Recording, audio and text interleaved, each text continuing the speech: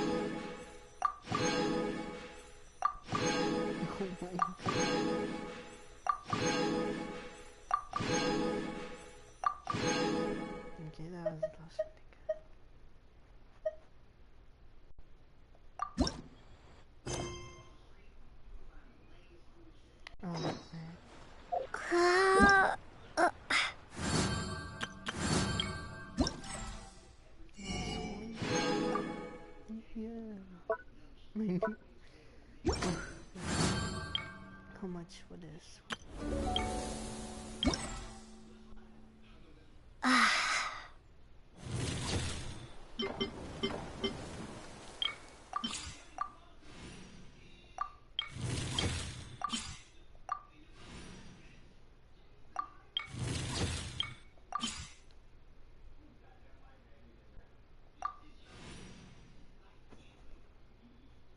Okay.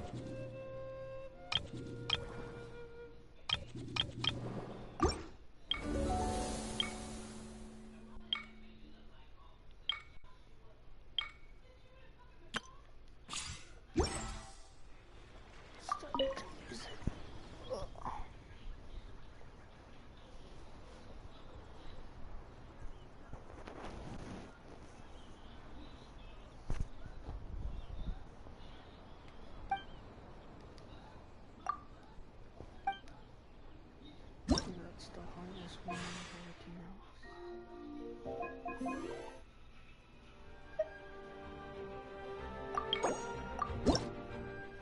Start over again.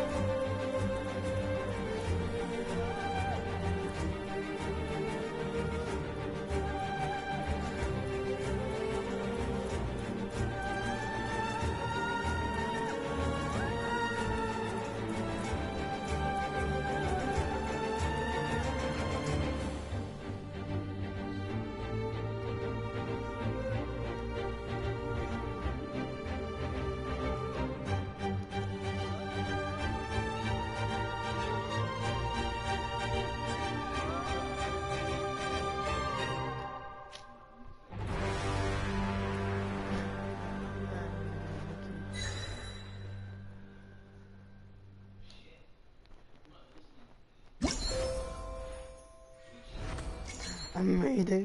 You sure that was hard?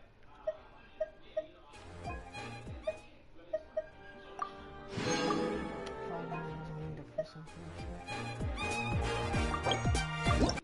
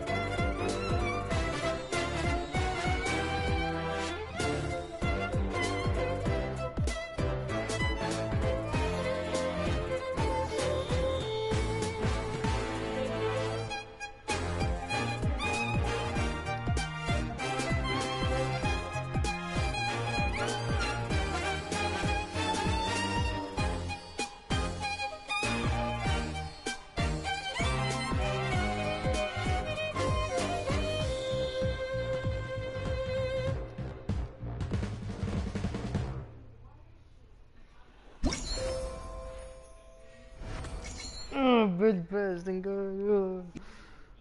Fuck.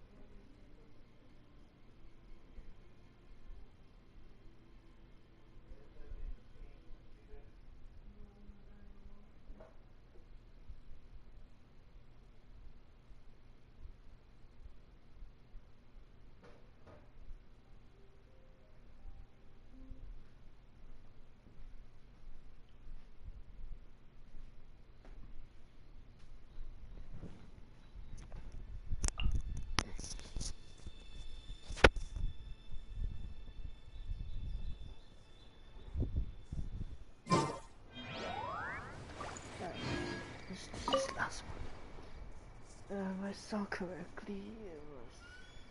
I need to check just.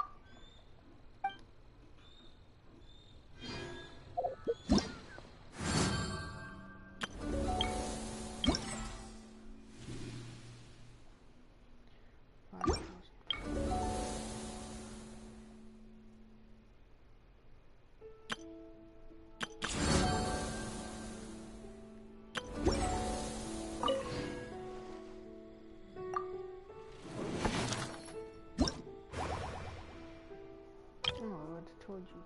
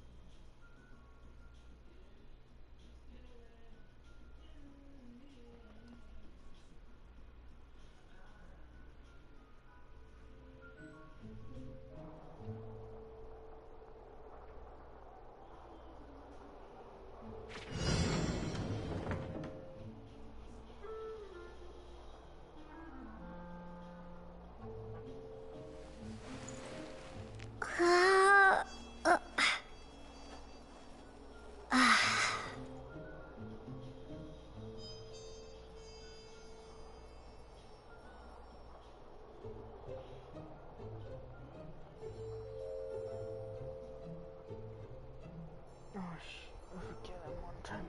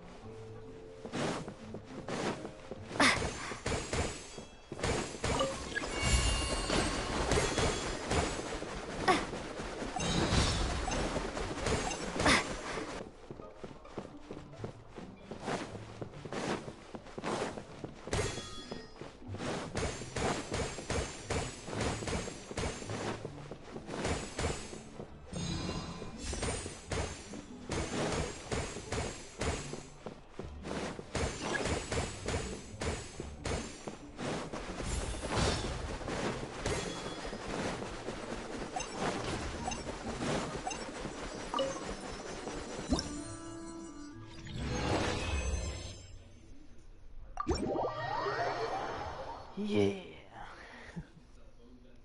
Alright.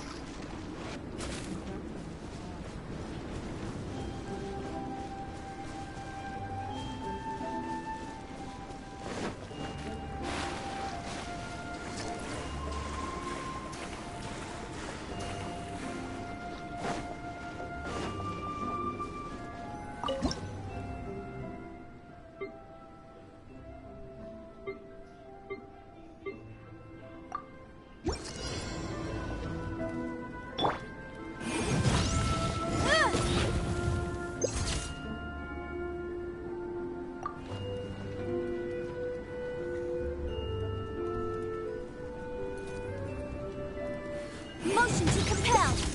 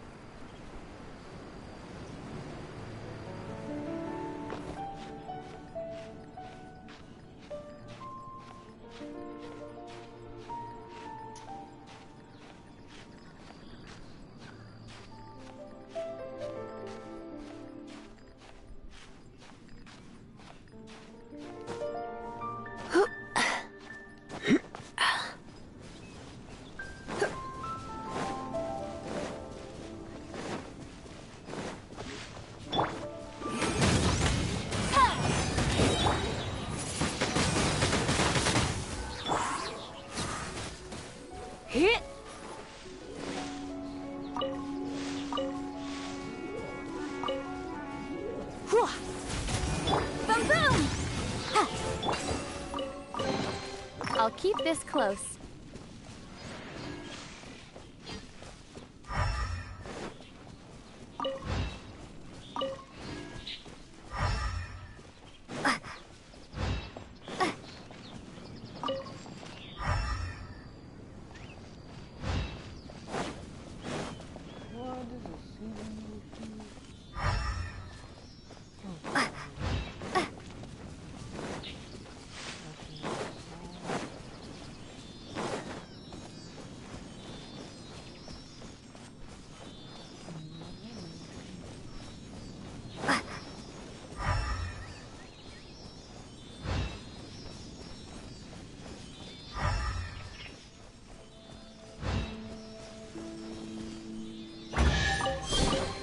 Is this an answer from this world?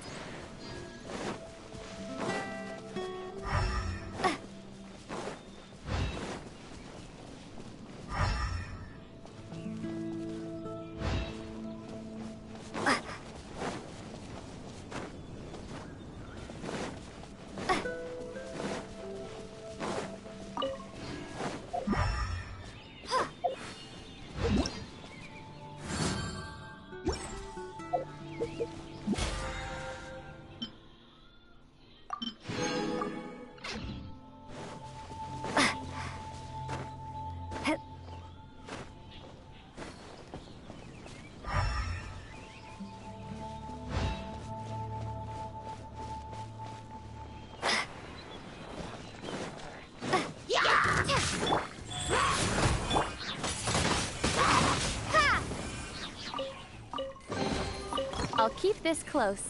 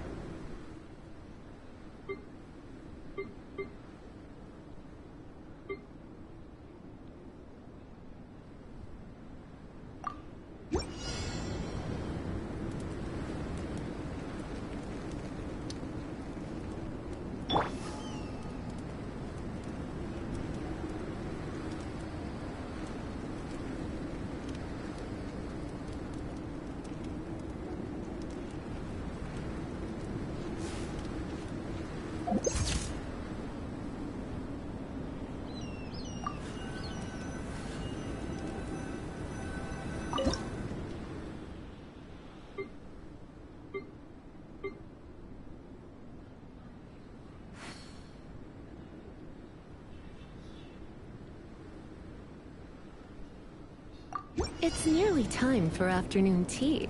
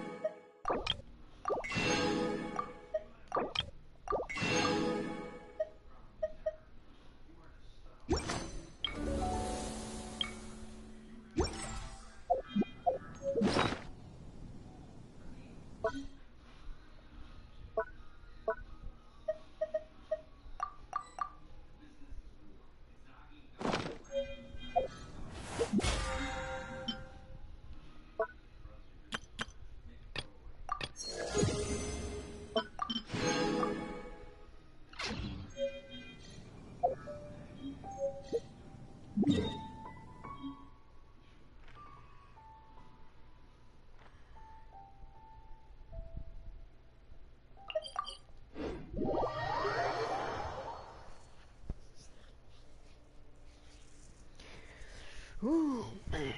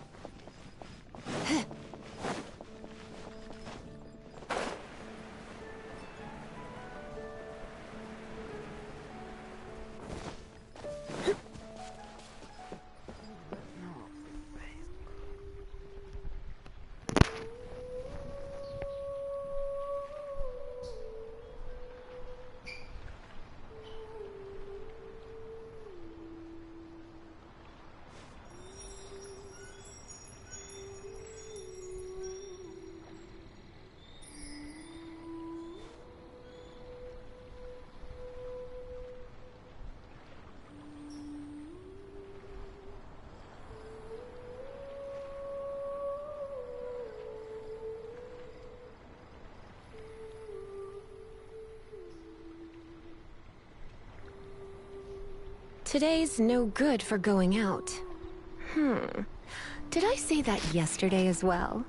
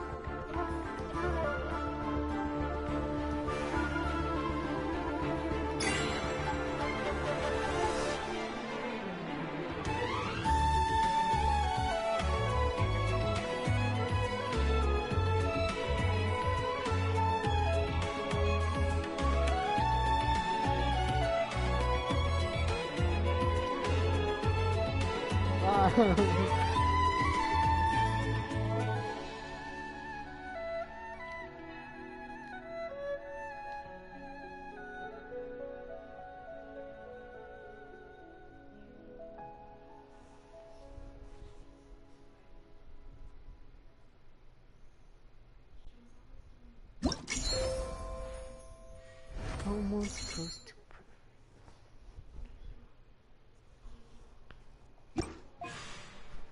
that seemed pretty easy.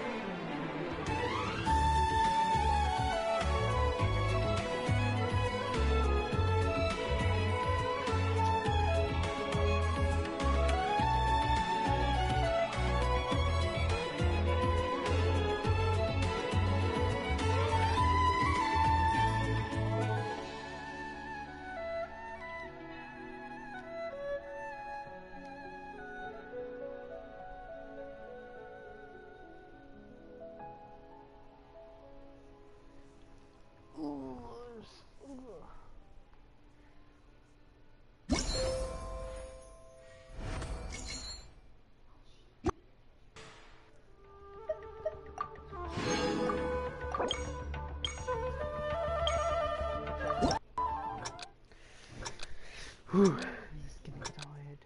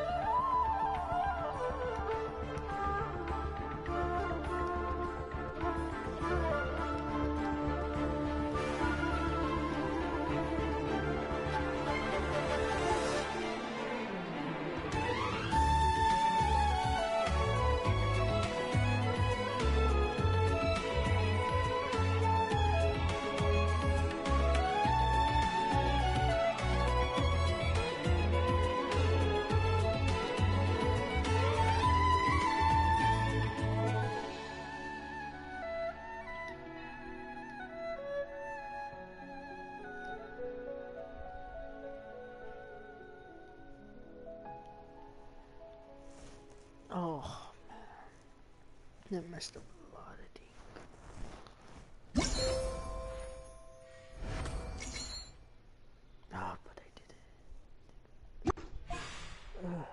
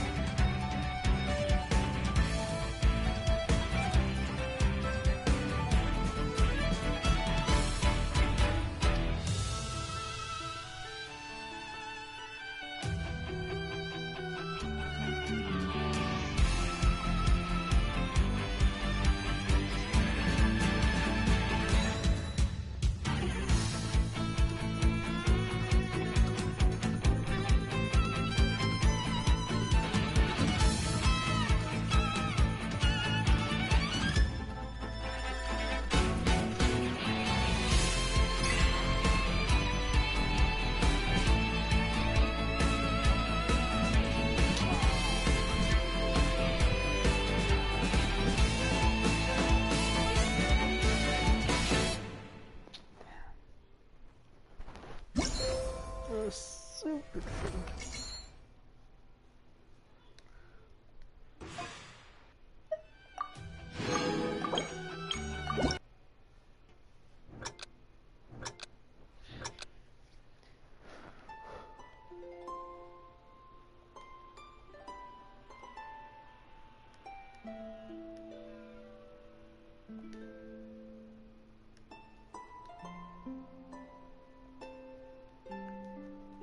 Oh, really?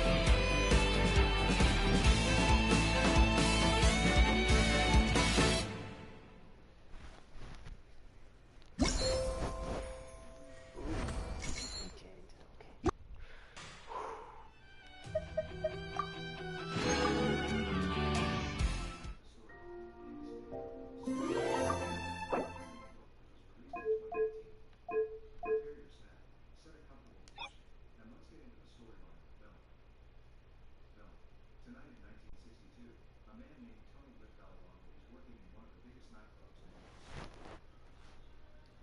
Tony works as a waitress as well as a security officer. While on guard, Tony saw the head of a famous gangster in New York City enter and leave his favorite hat in luggage storage, because the conditions for entering the club are not wearing a hat. He loved his hat so much, he even threatened to burn the club if he lost it. From a distance, Tony overheard the threat and got an evil idea. When the gangster chief wants to go home and ask for his hat again, he gets angry when the custodian says that his hat has been lost. The head of the gangster again threatened to burn the club if until tomorrow the club still had not found his hat. Hearing the threat, the club owner was forced to temporarily close the club until this problem was resolved. Tony feels guilty and then goes to meet the gangster chief. Tony then returns his hat and tells that he snatched the hat from the thief, but the thief managed to escape. Tony then asks the gangster leader to forgive the owner of the club where he works. The gangster leader thinks Tony is a hero. As a thank you, he then gives Tony money. The next morning, Tony came home to change clothes and sleep. There he lived with his wife named Dolores and their two children. In the afternoon, when he woke up, Tony saw Dolores making drinks for two black plumbers who were repairing the faucet in his house. After the two black craftsmen left, Tony immediately threw away their used glasses because he found them disgusting. In 1962, racism people still consider black people to be Today's the day! Let's go meet up with Sucrose! Oh, my God.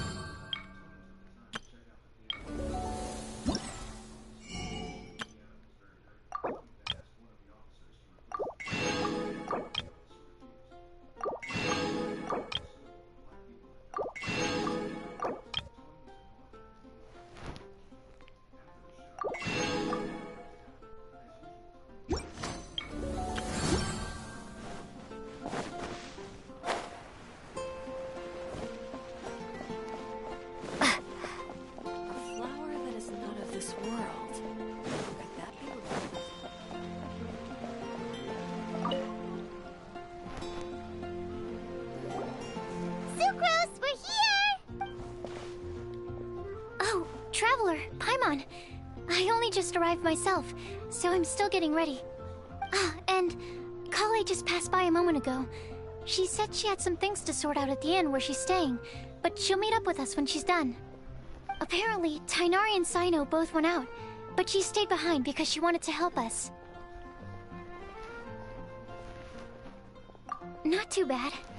After reviewing it again with fresh eyes, I came up with a new theory which seems to hold some water. I'll attempt to explain it as simply. I believe that each of the 4 things in the prophecy refers to a different field of knowledge. So, in a way, the prophecy is a test of the reader's intelligence. But it's unlikely for any one person to have expertise in all these different areas. So I suggest that we seek out one expert from each and get their opinion. Also, in 2 out of the 4 areas, the prophecy seems to want us to find specific people. It may even turn out that the people themselves are the answers. So it sounds like we should put our heads together and list out the people who can help us. Exactly. I think we can go through each riddle in turn and generate 4 groups of names to match the 4 questions. Alright, then let's start from group 1. The first riddle was, a flower that is not of this world. Personally, I would still go with Albedo for this one. Alchemy is the most likely to have to do with otherworldly things, and he is by far the leading expert in this regard. Exactly! You're the creator of the tetratanic sweet flower. Who knows? Maybe that's the flower we're looking for. Huh? You really think so? Oh, but what about Tainari? He's a forest watcher and knows all about plants. If it's a flower we're looking for, maybe he's the man for the job. Alright, I'll add him to the list as well. On to group 2. This subject is a guide who will never get lost. That's kind of abstract. Does it just mean someone who never loses their way? Wait, but they have to be able to guide others too, so it's not quite as simple as that. Oh, you mean Mona? Yeah, she definitely counts. Mona. Yes, she certainly seems very confident, and she can use her astrology to guide people. Would Bennett count? Well, his luck's so bad that as long as you go in the opposite direction from him, you'll always be going the right way, right? I see. I suppose I can't argue with that logic. Add him to the list. Finding everyone won't take long, so one extra person won't hurt. I know. Would Outrider Amber be a valid candidate for this category as well? Yeah, she would! She's got a great sense of direction after all. As a matter of fact, when the Traveler and Paimon first came to Mondstadt, she was actually the one who gave us directions. Yes, she's certainly a good guide. Is there anyone else? Let me think. Yes, I believe there may be one more. Albedo once made a set of equipment for Mika from the reconnaissance company. He's their surveyor, and an exceptional pathfinder. He's even instructed others in the discipline of surveying before. So, in my view, he's highly unlikely to lose his way, and would be very good at helping others find theirs.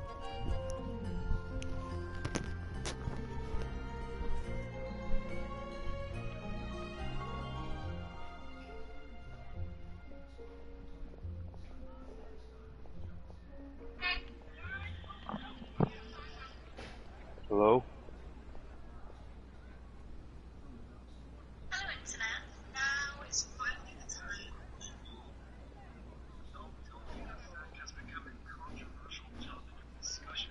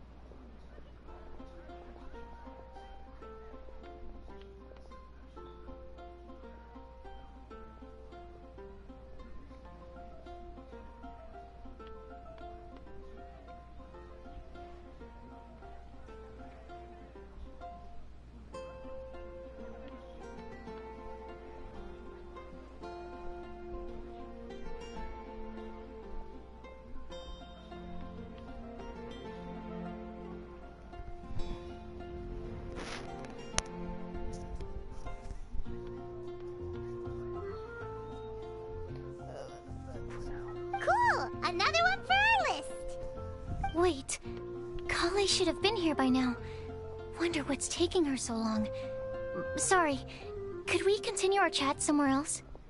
Oh, you wanna go see how she's doing, right? Sure, let's...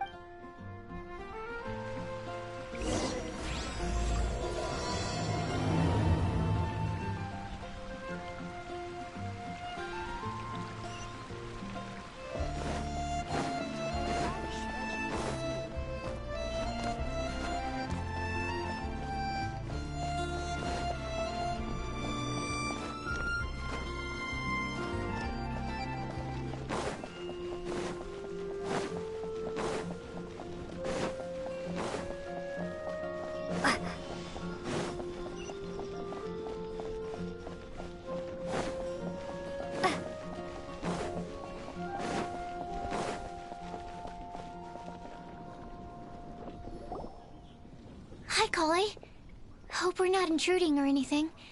Is everything okay? Sucrose! I was preparing some stuff. Is it time already? Oh no, I'm sorry.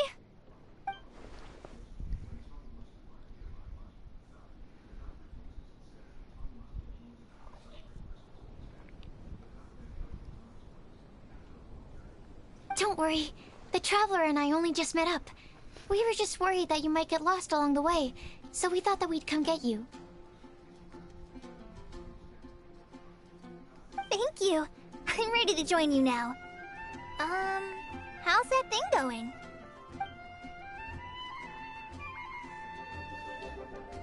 So let's pick up where we left off. Next up is the third line. One who would never lie. Anyone spring to mind? You really think so? Seems like it would be pretty difficult for someone in his position to avoid having to lie.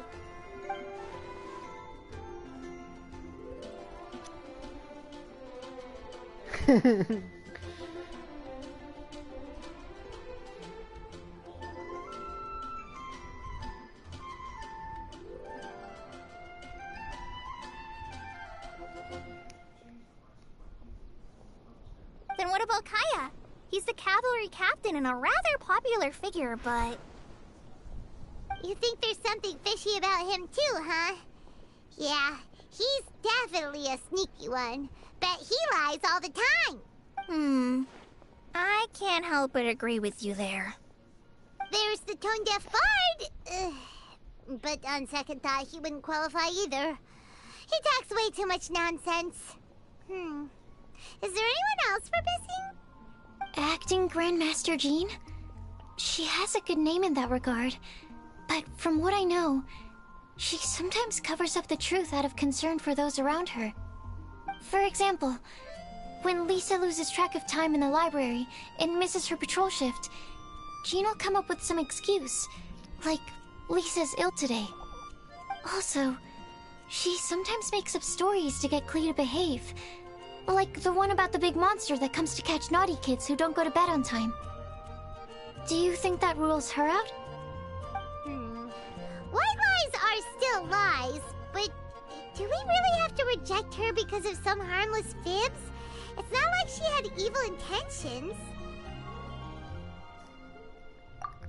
No, we're the ones being strict. Rosaria doesn't strike me as the type of person to lie. Oh, Kale, you probably haven't met her yet, have you?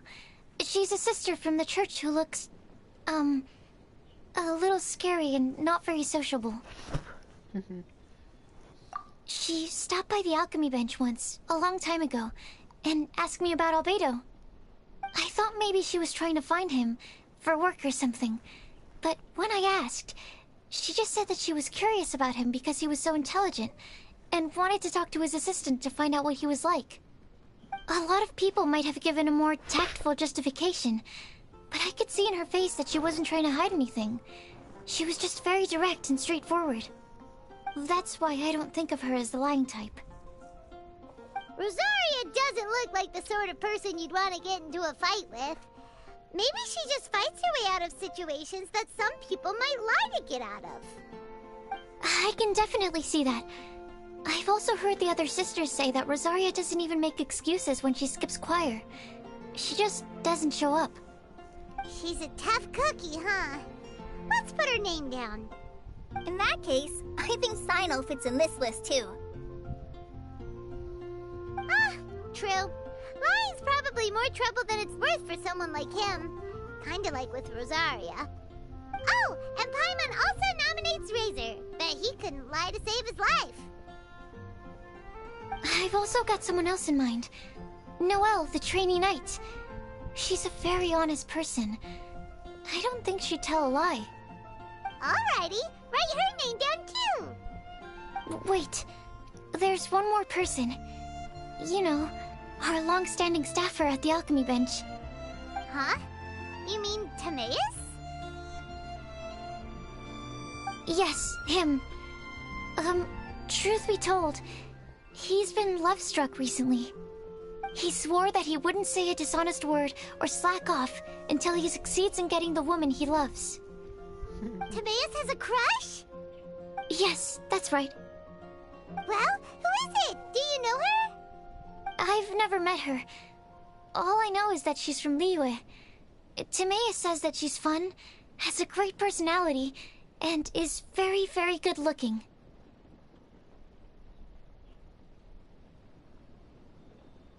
Hopefully it's not a main character. Since we're on the topic, helping Timaeus win the lady of his dreams was also one of my goals for this Windbloom Festival. But how can we help with that? I don't know. Make sure he uses nice paper and a fancy envelope when he sends letters to her. Help him pick a nice gift and wrap it properly. That sort of thing. Yeah. I had the same situation once in the Avidia Forest. I helped another forest ranger out by delivering a love letter to the coworker she likes.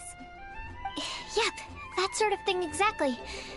Oh, also, I helped him with some of the groundwork for one of his research projects. He must have appreciated it, because he gave me a refrigeration device that he's been developing as a thank you gift. Is it any good? I mean, it looks nice. Sounds like a no. Alright, guess we'll put Loverboy down on the list then. Okay, so last of all, we have a legend that never ends. Anyone come to mind for this particular line? Lisa, perhaps? A librarian understands books best, and aren't most legends written down somewhere? When I think about legends, fairy tales and picture books come to mind. Maybe Kale. She read a lot of fairy tales when Tainari was teaching her to read. Oh, do I count? Of course you do. I'll put you on the list. I prefer to read things like an illustrated analysis of alchemical substances and their uses, the fascinating principles of crafting, and hypotheses of life. Point taken. Paimon didn't quite understand any of those. Klee might be a good choice. Her mother, Alice, is a renowned traveling author, so I'll bet she's been exposed to all sorts of myths and legends.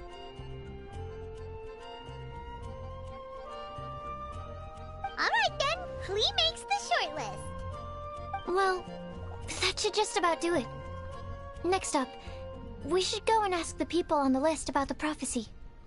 Do we have to ask absolutely everyone on the list?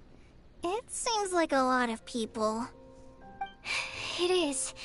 So, I was thinking that perhaps we should split up. Okie dokie. Also, I thought of a method of gathering feedback. No problem. We can do that. You and the Traveler are practically joined at the hip, so you two can go together. I'll pair up with Kale. Capable Kale and sensible Sucrose. Sounds like a winning combination. Okay, I promise I'll help. Capable Kale. Yeah, I got this. Rest assured that the unbeatable Traveler and Paimon will do our part too. Off we go.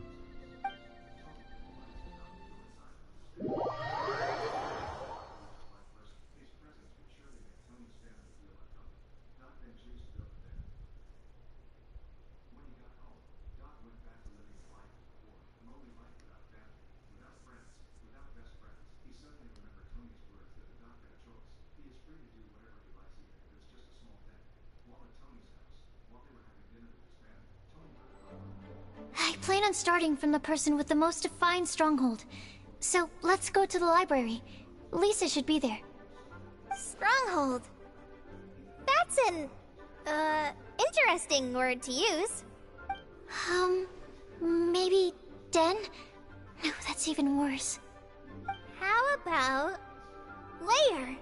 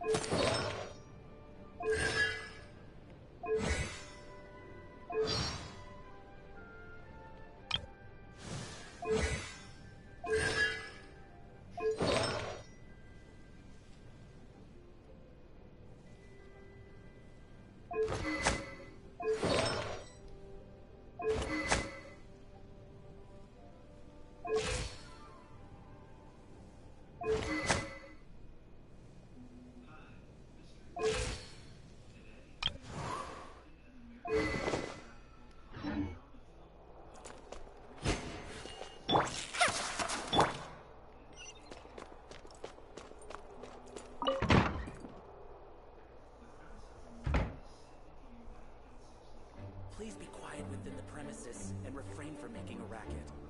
Here we are, Lisa's lair. Oh no. That was a bad word choice. Now Sucrose is using it. It's all my fault. Lisa, might I ask if... Huh?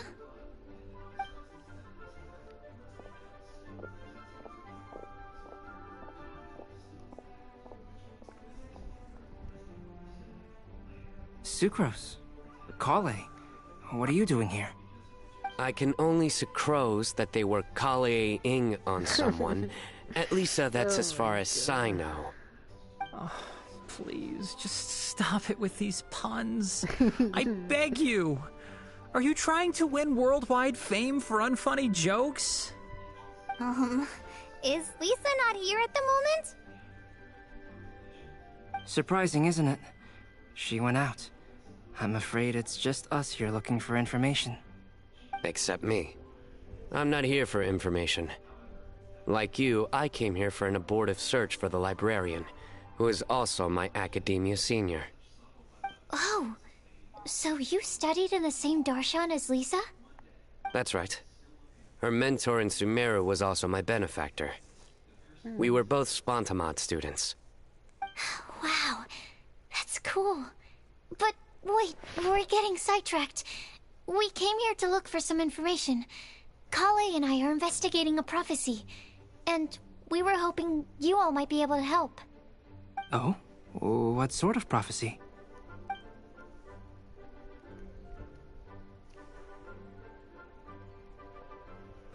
I see. You want to ask them about the flower that is not of this world, and me about the one who would never... What the fuck? Don't need to answer right away. We're just here to tell you about the situation. You can take your time to think it over and submit any thoughts you have in written form to the Sucrose mailbox. Yeah, I've been here this whole time. Jesus Christ. The Sucrose mailbox? Yep. I was thinking about it on the way. And So although Aaron they was seem supposed to like go trick with me this morning to questions, the gym, right? there's a lot to mull over once you get down to the details. He texted me last night at like Quick answer 10 off the saying top he of wasn't your going to head be able to go. might not go into I enough went this depth. morning by myself. Yeah, I don't even know what he was doing. So, I decided to place a mailbox next to the alchemy crafting table. Everyone can submit their written answers there when they're ready.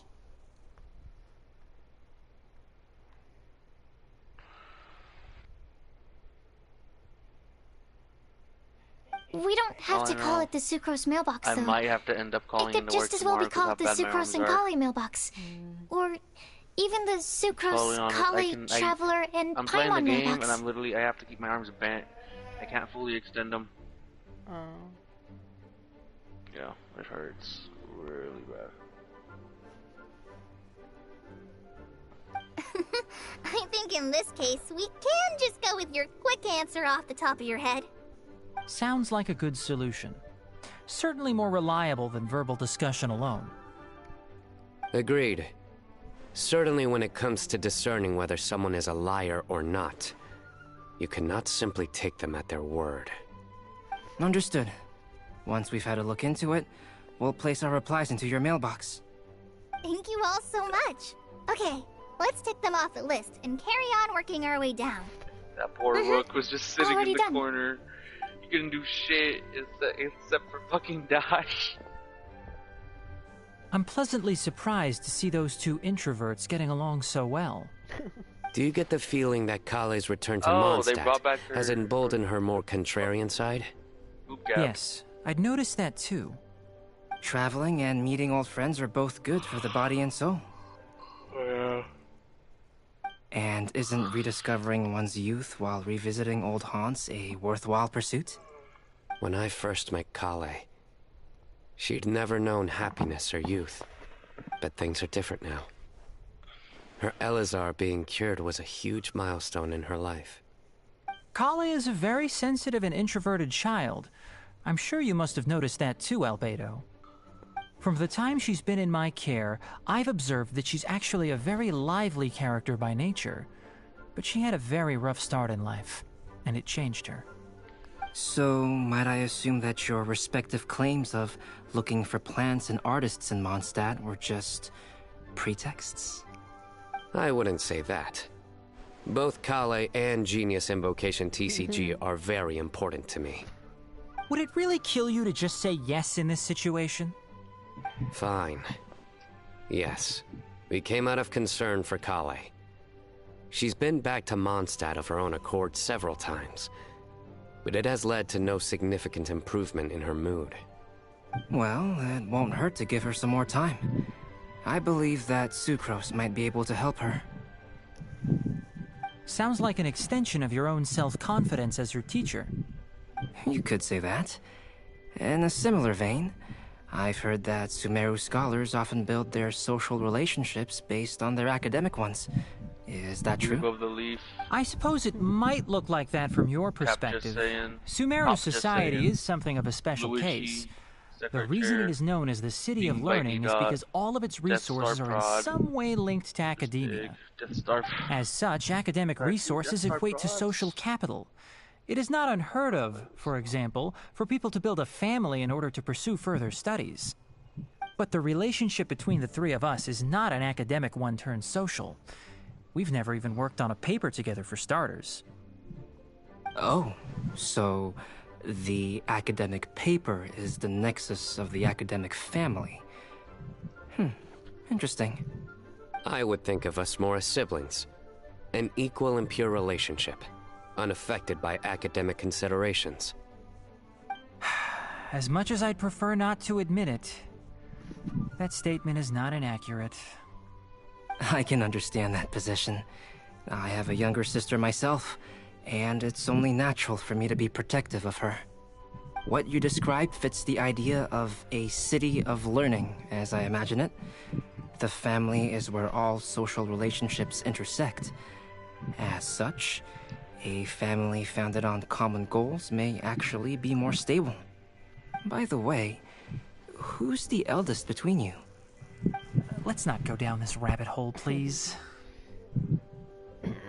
In terms of age, I'm the eldest, of course. He just doesn't want to admit it. But your mental age is younger than that. I dare say even by enough to be the youngest sibling. Perhaps I could bring Kale into this happy family to be your elder sister. No. You will never see me admit to being the youngest sibling. Except perhaps as a last-ditch effort to turn the tables in a game of cards.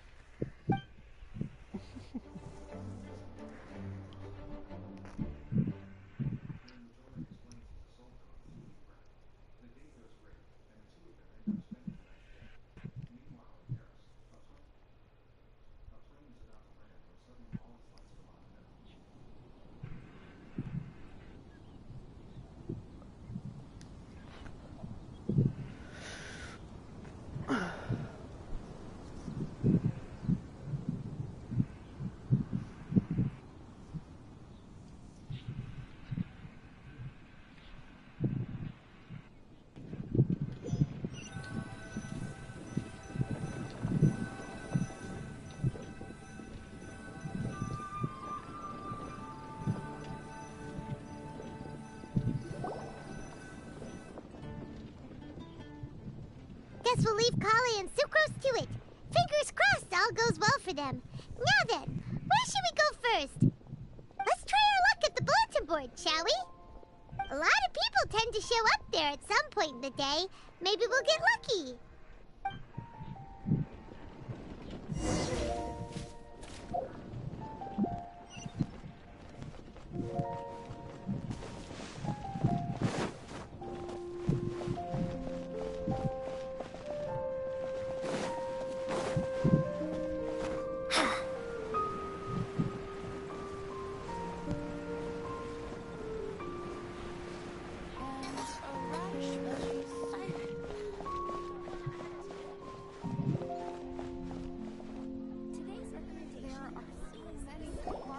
Nice!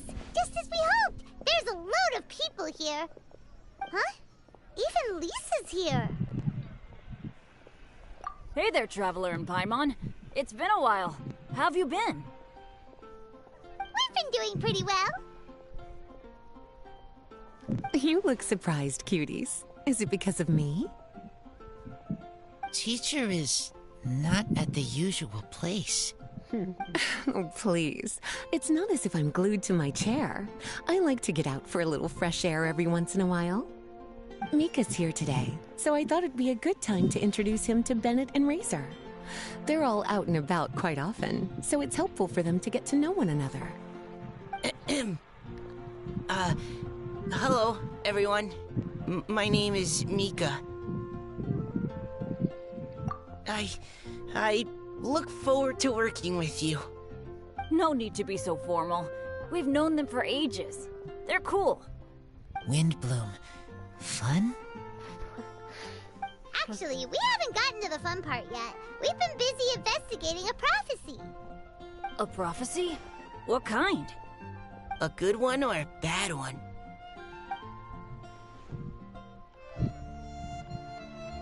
Gosh, that all sounds quite fascinating. I can't believe I made it onto your list of names. You really think I'll be able to help? Believe in yourself. Right, believe in yourself. You're a first-rate adventurer, Bennett. Okay, then in that case, I'll step up and present my thoughts on the matter. Except I forgot I'm not really good at organizing my thoughts. Oops. Oh, there's no need to tell us all of your thoughts right here and now. Sucrose said she'll put a mailbox next to the crafting bench, so you can just write down your thoughts when they come to you, and drop them there. A meticulous and efficient plan. Yep, that sounds like Sucrose. I will think also. Give me some time. You still have other people on your list that you need to go see, right? We should leave you to it. Don't worry about us. We'll drop off our letters at the mailbox as soon as we're done. Okay, bye for now.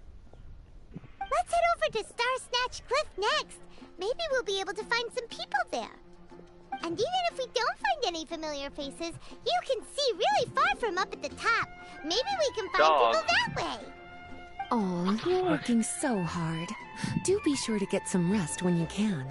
If you get tired, you know you're always welcome to visit me for a break and a cup of tea.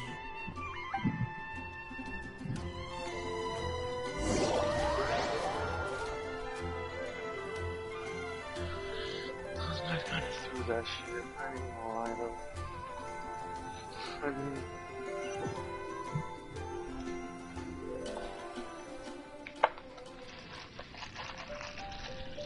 Where to next? Let me check my notes. Huh! This way. Got it. Kale, please follow me.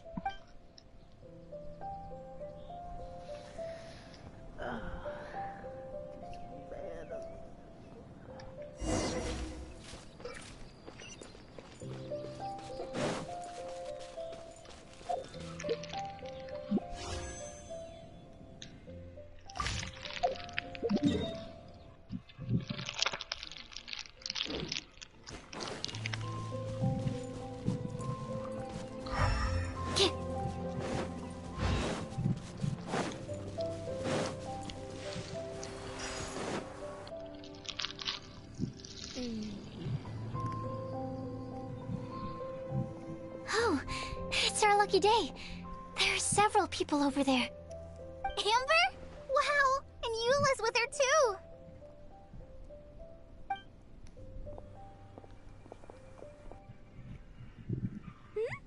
Oh, it's Sucrose! And Klee also spies the girl with the long scarf. Kale, we were just talking about you. Ah, right. I don't think you've been introduced to Noelle before. Kale, this is Noelle, maid of the Knights of Favonius. Nice to meet you, Kale.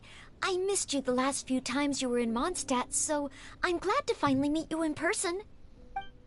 Oh, nice to meet you too, Noelle. My name is Kale. But you already knew that. Relax, you two. There's no need to be so courteous.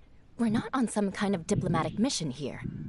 Klee, what are you doing here? Are you planning to blast some fish? Nope.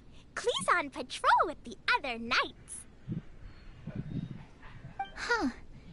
Now that you mention it, It looks like everyone here's a Knight of Favonius except for Kale and me.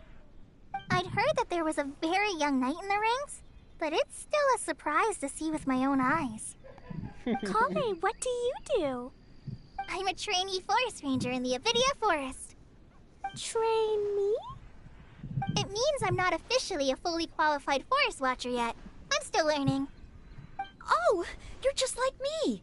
I'm still working towards becoming a fully qualified knight. Technically, though the distinction is hardly relevant right now. This isn't a very formal patrol. We're just chatting. Don't panic, Kale. Just pick a topic and join the conversation.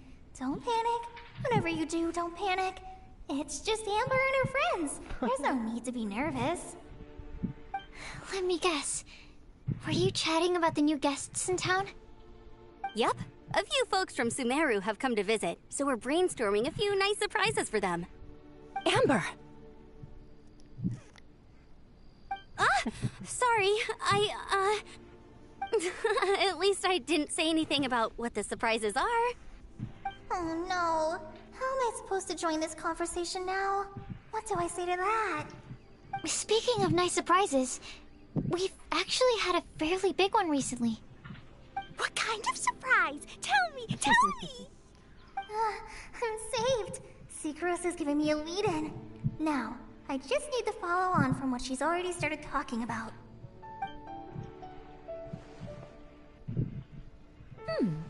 What an interesting prophecy. I have no idea what the answers could be, though. So essentially, you're gathering information to help you solve the riddles, correct? I'll do my best to help. Thank you so much, Eula. Anytime. There's no need to answer right away. We'll put a mailbox next to the crafting bench for people to drop us a note once they've thought of something. I'll drop something in there for sure. Nice idea. I think we can all commit to writing a note. We'll see what we can come up with. Yep, don't worry. You can count on us. But we do have to finish our patrol first. What route are you taking today? We started in the Stormbearer Mountains, and we'll end at the city gates. You'd be very welcome to join us, but it sounds like you're pretty busy with all this. No. There's always next time. We'll join up with you after we're done working through this. Oh, yeah. So, see you later. Have a safe trip back. Huh? You ever gonna get siege? Well, I was at my house not that long ago, but I never got to get siege. Damn. I mean, other than that, on the weekend I could probably play. Are you okay, Kale? Was it that obvious? No, not at all. It just looked like you had something on your mind. So that means it was obvious. Saturday. Whatever's bothering you, you can wash your clothes. You can talk to me about it if you want. I'm Sunday happy at to like help. 4 o'clock. Thanks, Who's gonna Sucrose. come over? Well, Eats on my truck. the truth is, I don't really know how to act around Amber and the others. Really? I thought you two were good friends. We are. Amber's a really important friend to me. I don't know. I guess if I'm being completely honest, the problem's probably with me. The first time I came to Mondstadt, I was really immature. I didn't want to let people in, and I was generally pretty awful to everyone. Amber was the one person who didn't give up on me, and if it wasn't for her persistence, I wouldn't have found a friend at all. Without Amber, I might not even be here today. And because of that, I really look up to her. I think of her as my role model, and hoped that maybe one day, I could learn to be like her. But after trying and failing for several years, I think I finally realized. I'm no Amber, and I never will be. Looking back, it seems silly that I ever thought like that. We're nothing alike at all. My personality's so...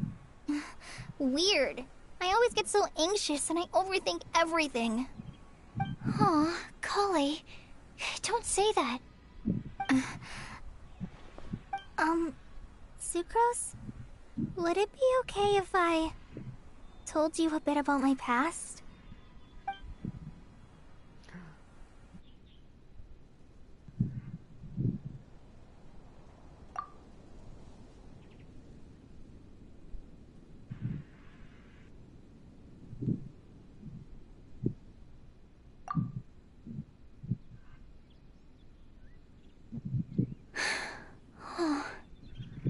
I already knew bits and pieces about her, but still, why did she have to go through all that?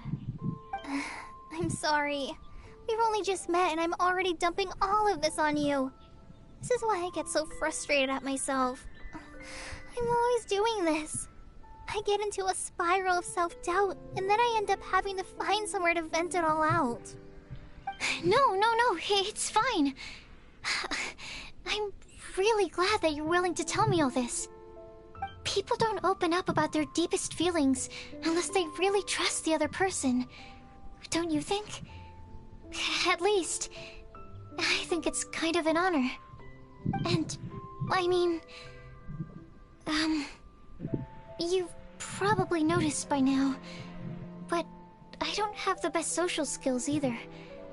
I always just end up talking about the things I'm interested in, and going on and on. But even so, you still listen to me when I talk my head off about alchemy. It's a relief to listen to you talking about yourself for once. If you hadn't told me all of those things, I never would have guessed that you struggle so much. Honestly, I feel like we're very similar people. Really? Yeah. Everyone has their own problems. All the feelings that you talked about just now. I totally get it. It takes so much more effort for us introverts to fit into a crowd. When you were saying about how you try to think about what to say in advance, and you're constantly terrified of saying the wrong thing and making things awkward, I relate to that so much. Oh, and also that part about studying under a genius. In fact, before meeting you, I'd never met anyone who seemed so similar to myself. Oh. Damn. I'm not very good at giving words of comfort or anything, and I'm not gonna tell you to just get over it or stop worrying about it. How about we just sit here for a little while? We don't have to force a conversation if we can't think of anything. We can just sit here together. Sucrose has stopped talking, but for some reason, this doesn't feel awkward at all. I hate. Maybe she's right in Sumeru. I bought a always bunch like of to shit, find a right? quiet place to just sit and And watch it's the on me scenery. that I pulled it all out. But it's always by myself. And then I look in my bank account. I never and thought all of there'd it's be a day still when I pending. could do this with someone else by my side. So I don't want to buy anything, and then not have enough for my bank account to pull out. I know, I hate that so much. Cause like I still have a $171 purchase just waiting to be pulled out. So shit, man, it sucks. Mondstadt's breeze is so gentle and soft.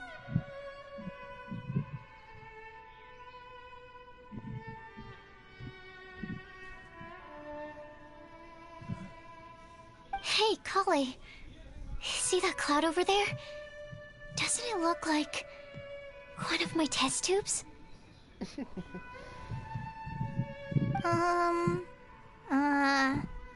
I don't think so. Sorry. Then maybe we're not quite on the same wavelength on everything. At least, not when it comes to looking at clouds in the sky. Thank you, Sucrose. I feel much better after talking to you. Yeah, it helps a lot, doesn't it?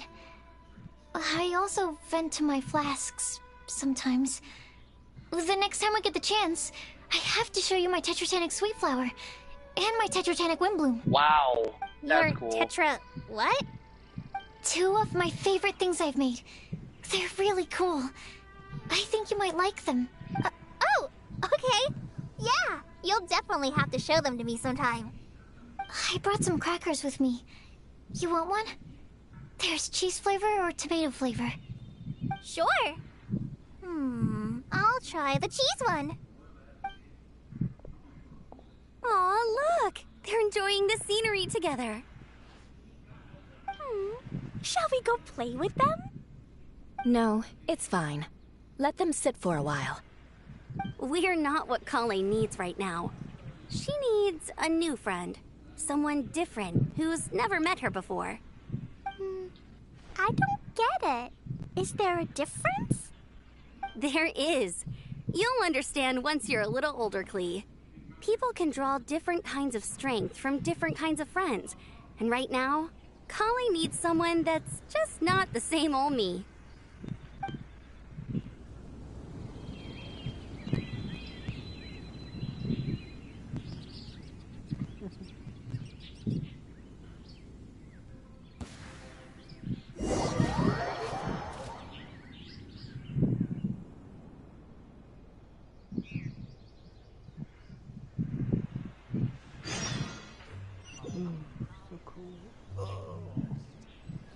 Man, I'm playing Siege on crossplay right now, bro. I understand why they separated PC from console.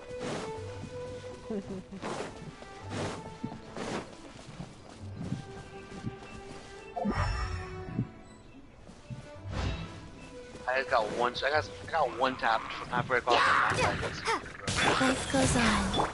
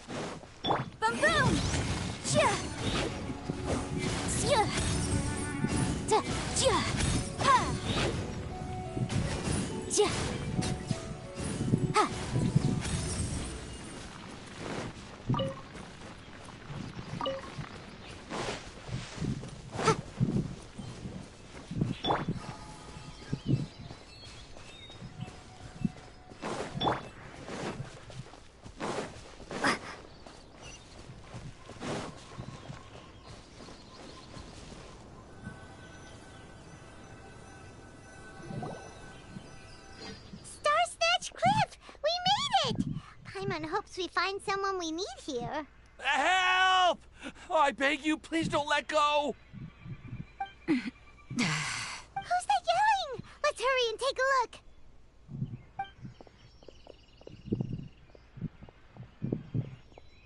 Timaeus? And we also have Rosaria and Mona? What kind of mishmash ensemble is this? Okay.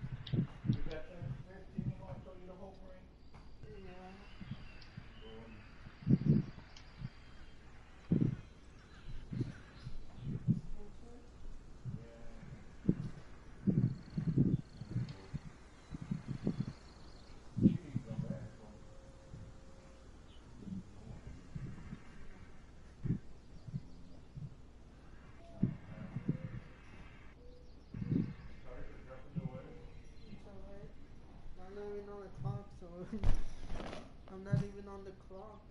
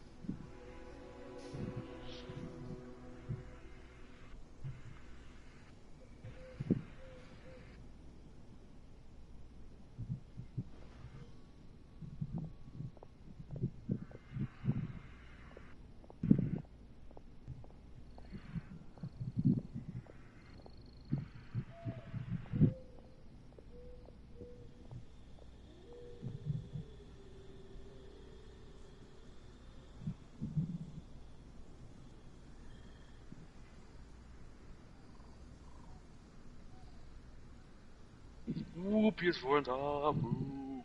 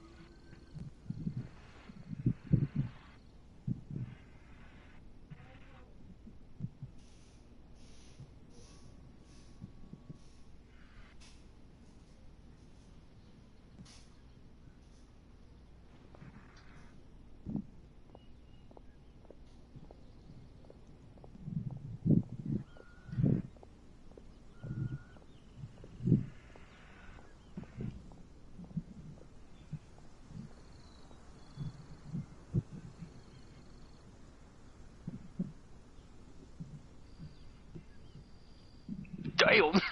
Oh shit! Motherfucker just walked up to him and point blanked his ass.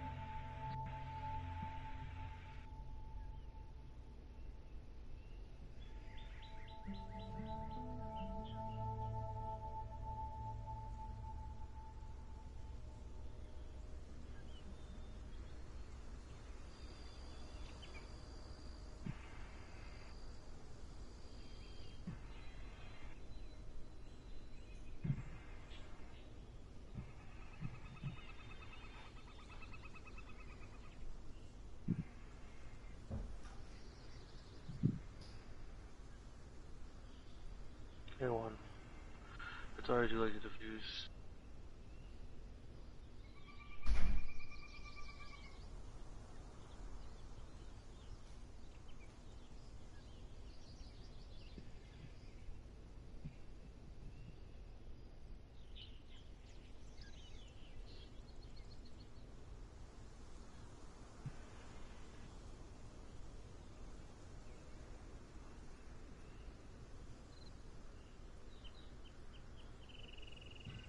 Oh, I want these things to go through already. Fuck.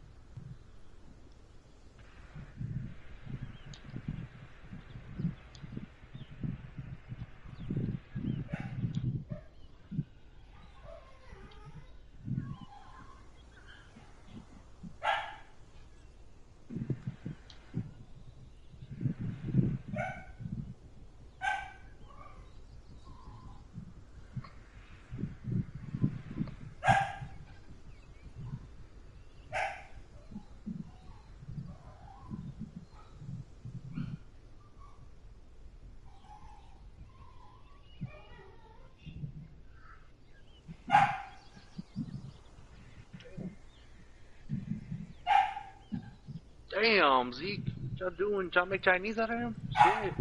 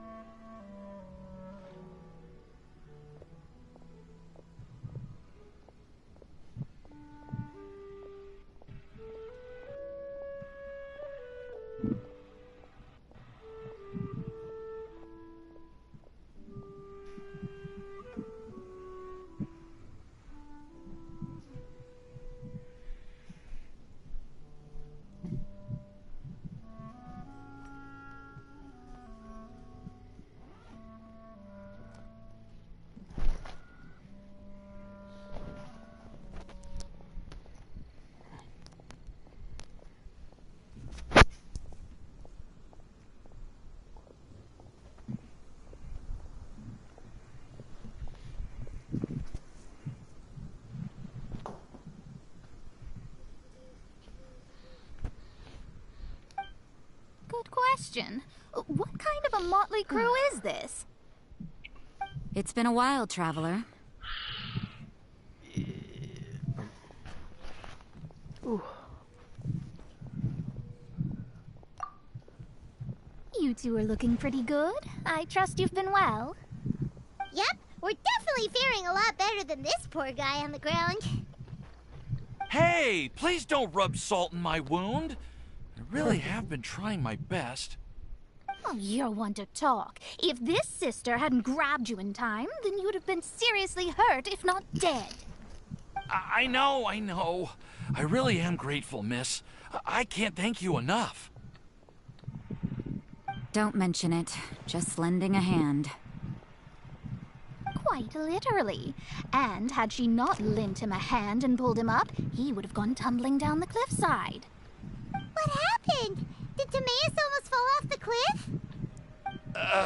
Well, so what actually happened was I came to Star Snatch Cliff today to pick some flowers and ran into Mona on the way.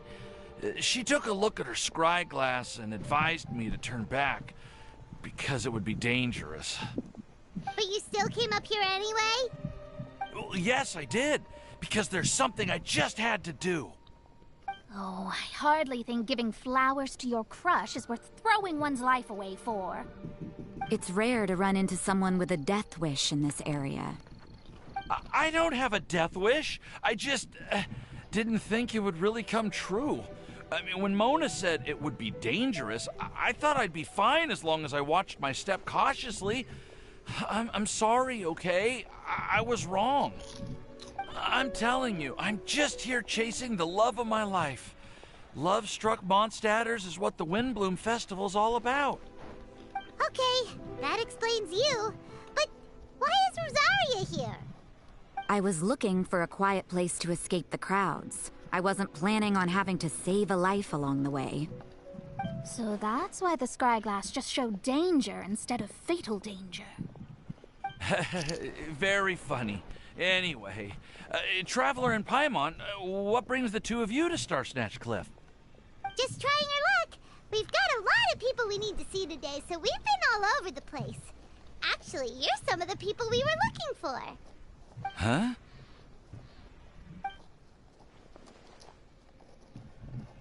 Huh, I see. So, all we'll need to do is find some clues, make a note, and drop it off at the mailbox? I can't believe there's a prophecy like this, let alone that I have a part to play in it. Oh, I guess this means everyone will find out about my crush now. I came here because I wanted to give some Cecilias to the girl I love. They'll really suit her. She's... No one asked. Please, do not subject us to your gushing about your girlfriend. Oh, you saw right through me. You said you need clues, right? Well, in that case, Mona Magistus the astrologist will provide you with a personally handwritten letter. Just wait for it to show up in your mailbox. You can be on your way now. We won't keep you any longer. All right, then let's head back for now and meet up with everyone else. Will do. This is all so embarrassing. Thank you both.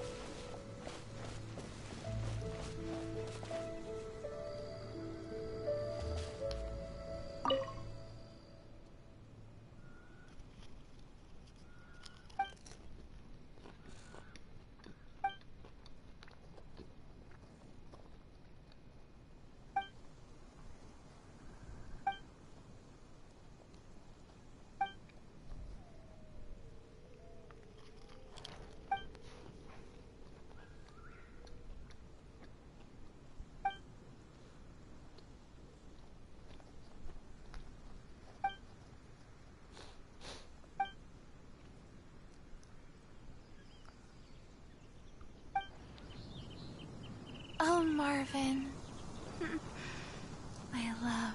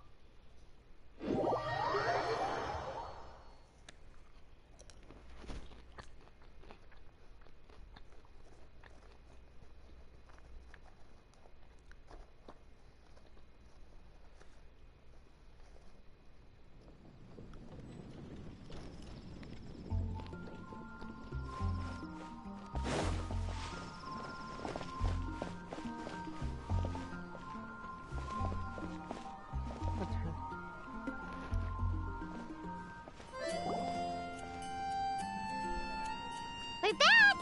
Oh, but it looks like you two beat us. Welcome back. Did everything go well? Yep! We managed to find and talk to everybody. We got back a little early, so we took some time just now to put the mailbox together. We got really lucky today. The vendors were feeling super generous, so we didn't even need to pay for the materials. It's just a shame that Kale got a splinter. Don't worry about me. I'm used to working in the rainforest. I get splinters all the time. I've already taken care of it. We've already wrapped up everything on our to-do list for today. So, all we need to do now is wait for everyone's letters to arrive. Traveler, Paimon, why don't you get some rest while I keep an eye on the mailbox? You're definitely your master's student, Sucrose. As long as you or Albedo are around, Paimon can relax and know that everything's taken care of. Stop. You're embarrassing me. Wait. Actually, there's one thing that still needs taking care of. Paimon's starving. Hey, Traveler, you want to get dinner? Your treat. I'll go with Sucrose to return the leftover materials to the vendors. You two, go get a proper meal. We can't have anyone going... Yeah, now would be a good time for a break. Once everything is ready, let's meet up here again and collate all the information we've gathered. Sounds like a plan.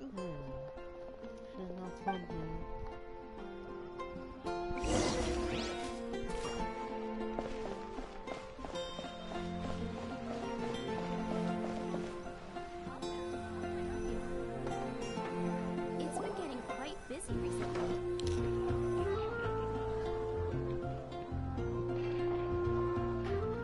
Paimon will have this one, and this one, ooh, and this one.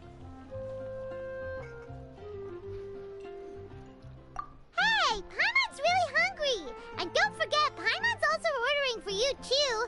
It's not like Paimon's gonna eat everything by herself.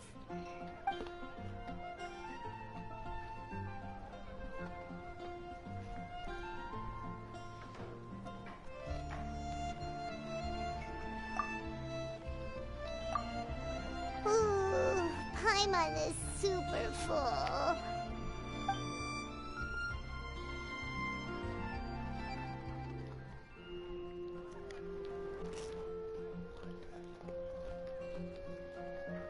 Is everything packed up and ready? What do you think about meeting up at 5 to go to my house? Yes, everything's ready. I've packed some great wine and smoked ham. Oh, your parents will love it. Ham? Look, we've known each other for quite some time now. Don't you think it's been long enough for you to remember that we only eat bacon in my house? My bank account right now. Huh? I had $293 in my bank account, right? Wow. And then it told me money got pulled out, but it's not telling me what pulled out the money. So I don't know why I have 123 now. I thought there was stuff pending. There's a lot of shit pending. Oh shit. But I'm looking at it, nothing got pulled out yet. I got charged again for the headlights. I got charged twice. So they took out $171 out of the $293 I just put in. They already charged me for it. So I need to fucking get a refund for the second charge, because I'm gonna tell them, y'all already pulled out fucking money. Why y'all pulling out $171 again if y'all literally just pulled that shit out? What the fuck?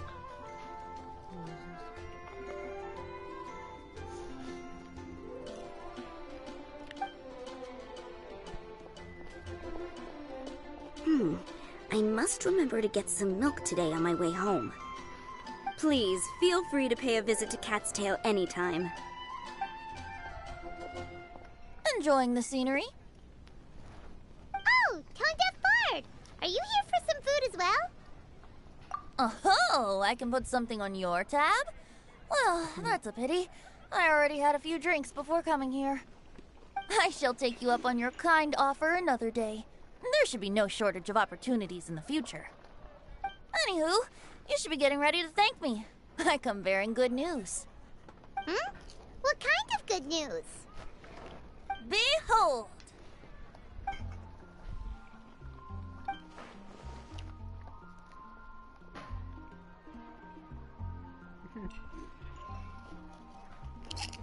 What is it? It's what you need the most right now. The answer to the prophetic puzzle.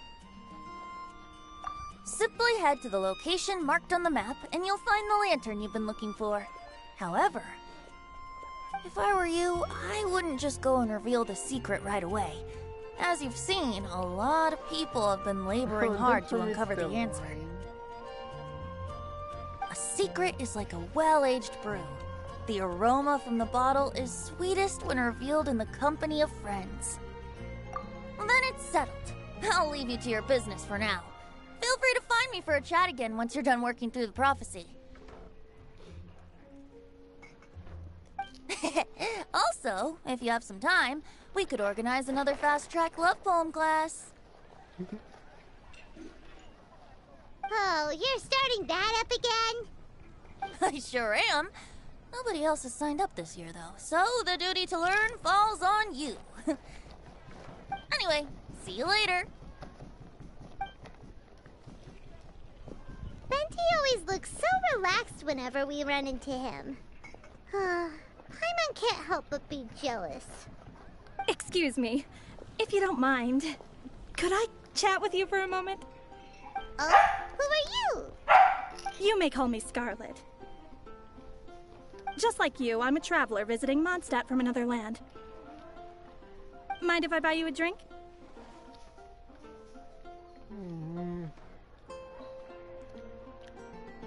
Leaving the door open for another time, I see. I can tell that you've dealt with a lot of people during your travels. You can tell? Well, we are very experienced adventurers after all. I can. That's why I tried to strike up a conversation with you in the first place.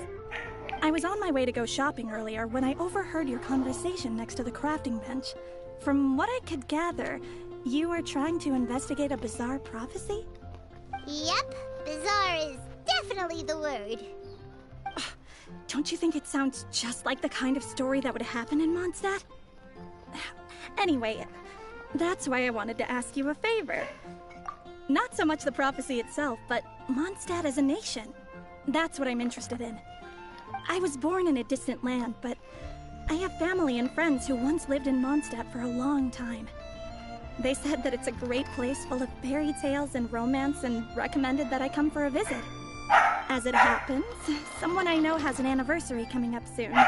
So I figured this would be a good time to come here and see all the sights that she once saw. What do you think about Mondstadt so far? It certainly lives up to its name as the city of romance and freedom. We think so too. So, a prophecy.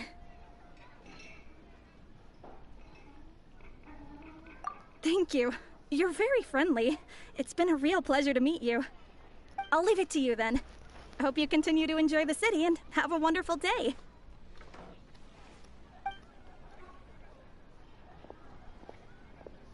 She definitely isn't dressed like a local, huh?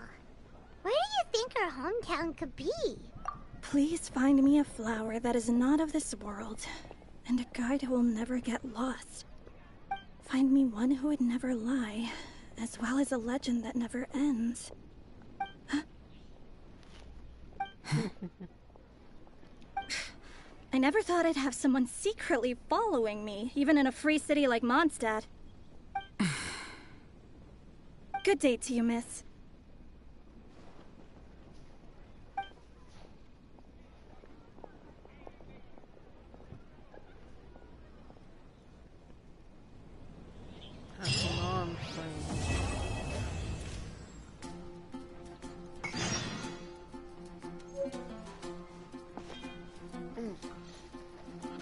Well, I emailed them and I told them I texted and I was like, I emailed and I was like, yeah, I need to know why y'all charged me twice.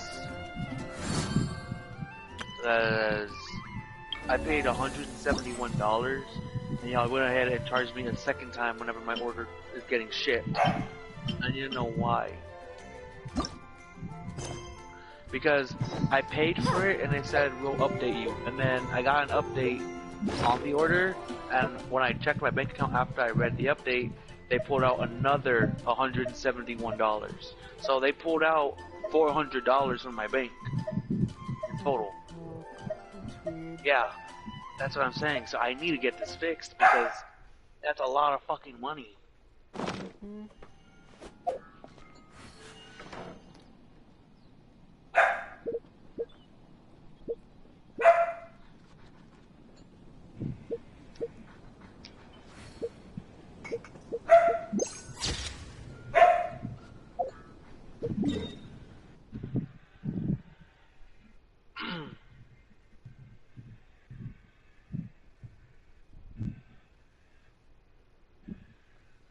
Oh, this one.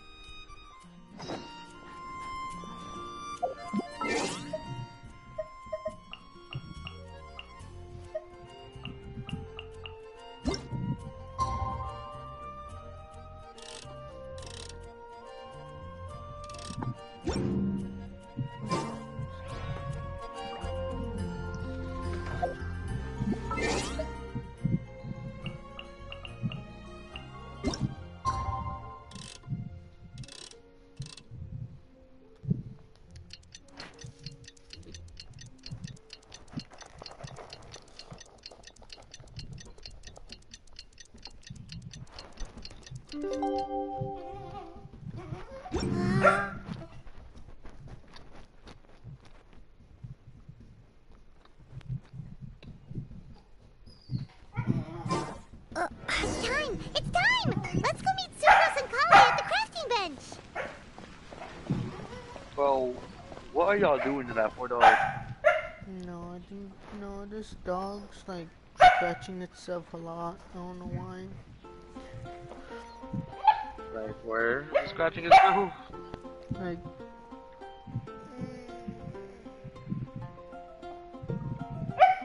close to his body.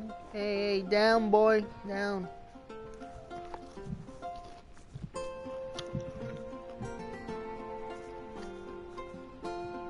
No. Shoo. Go away. Shoo, shoo.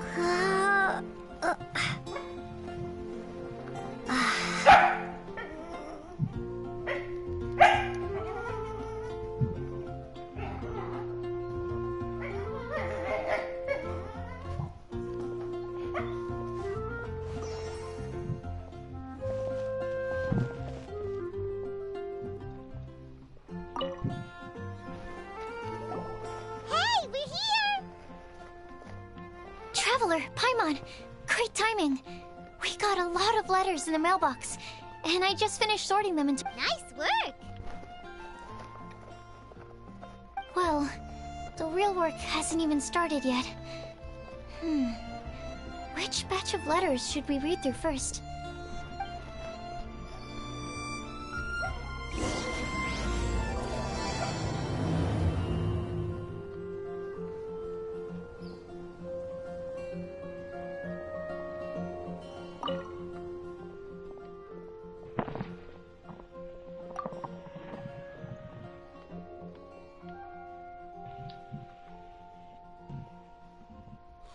About the flowers.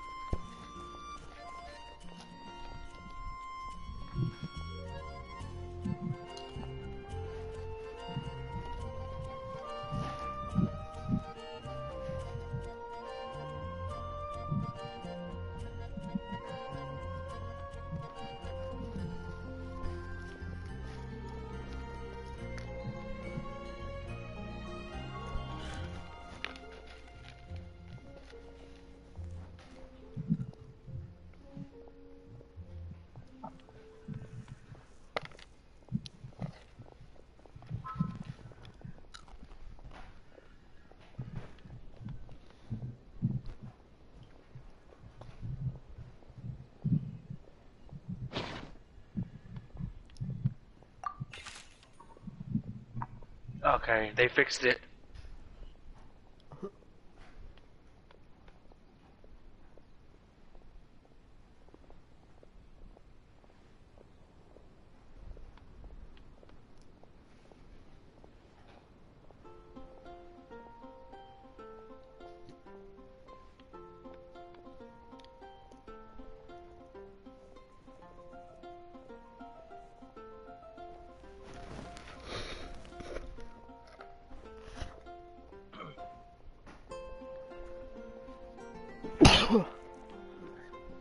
Oh, that was stupid.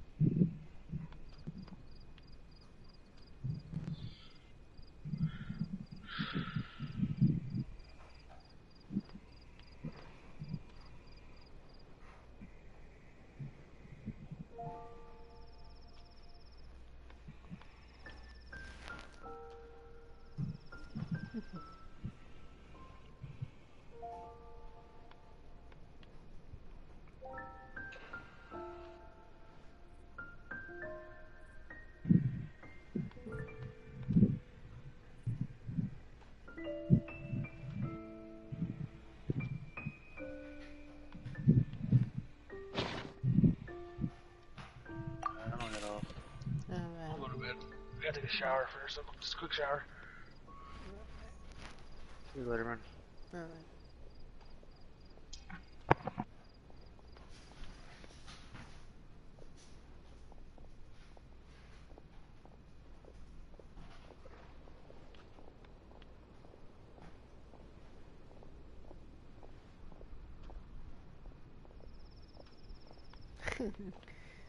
Man of many viewers. Okay, last one.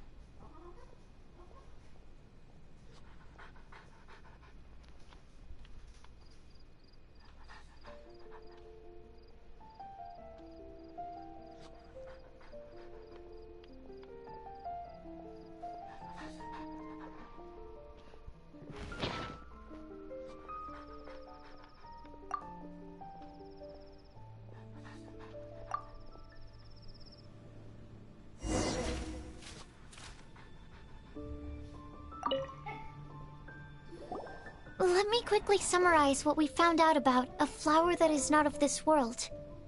Tainari believes that on closer examination it might be logically paradoxal, while Albedo says that his answer would be better discussed at length in person. As for my answer, I think a clock in the shape of a flower would constitute one that is not of this world. Here's what we've gathered regarding a guide who will never get lost. Mona said that she'd like to join us in uncovering the secret behind the prophecy, while Bennett suggests Fischl, Mona, or the Traveler as potential candidates. Mika didn't submit much, but he did draw a vegetation map for Master Tainari and wrote up a dragon spotting calendar for Sino. Amber also wrote in. She said that she sees herself as nobody's guide, but everybody's friend. As for one who would never lie, Rosaria removed herself from consideration, but both Razor and Sino are willing to support us in our search. Timaeus seems to have forgotten to write to us. And finally, this is what we've gathered on a legend that never ends. Klee said that her mom has a number of friends who like to write storybooks. Lisa believes that legends live forever in people's hearts. I think that for a legend to be never-ending, it has... Oh no! From one person to the next. No, down, Rocket. Down. Down. Down. Get off, Rocky.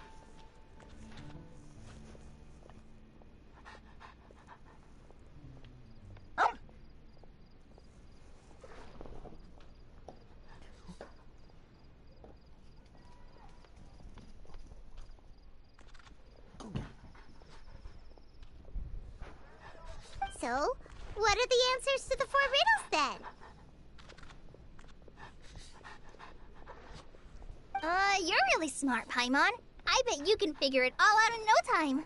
Or, let's all share our thoughts on what we think the answers might be.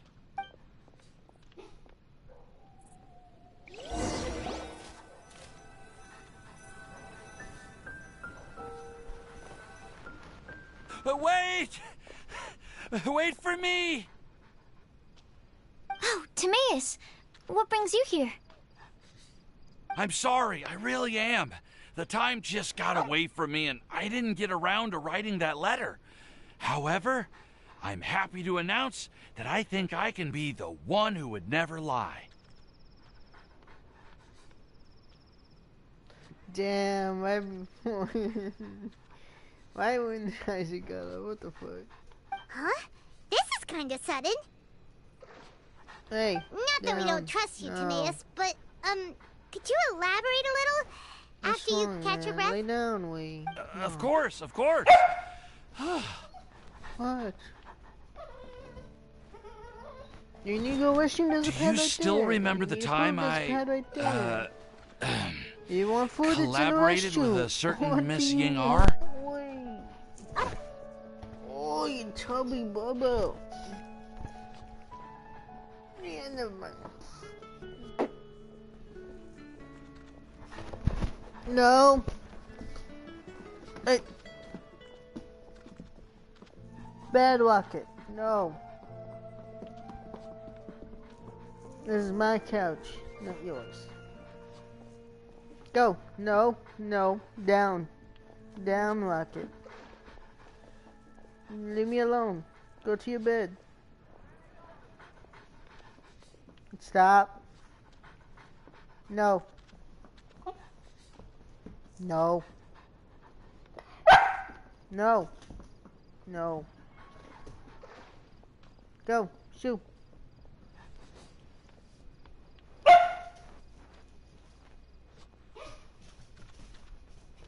No! Down! No!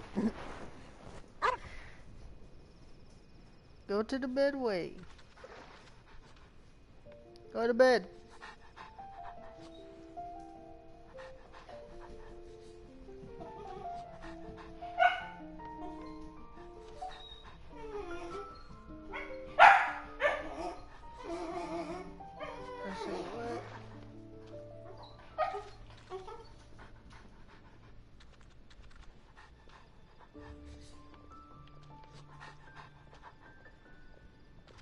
Well, basically, she helped me out a lot with my research into potion making once, and, well, we've stayed in touch through letters ever since.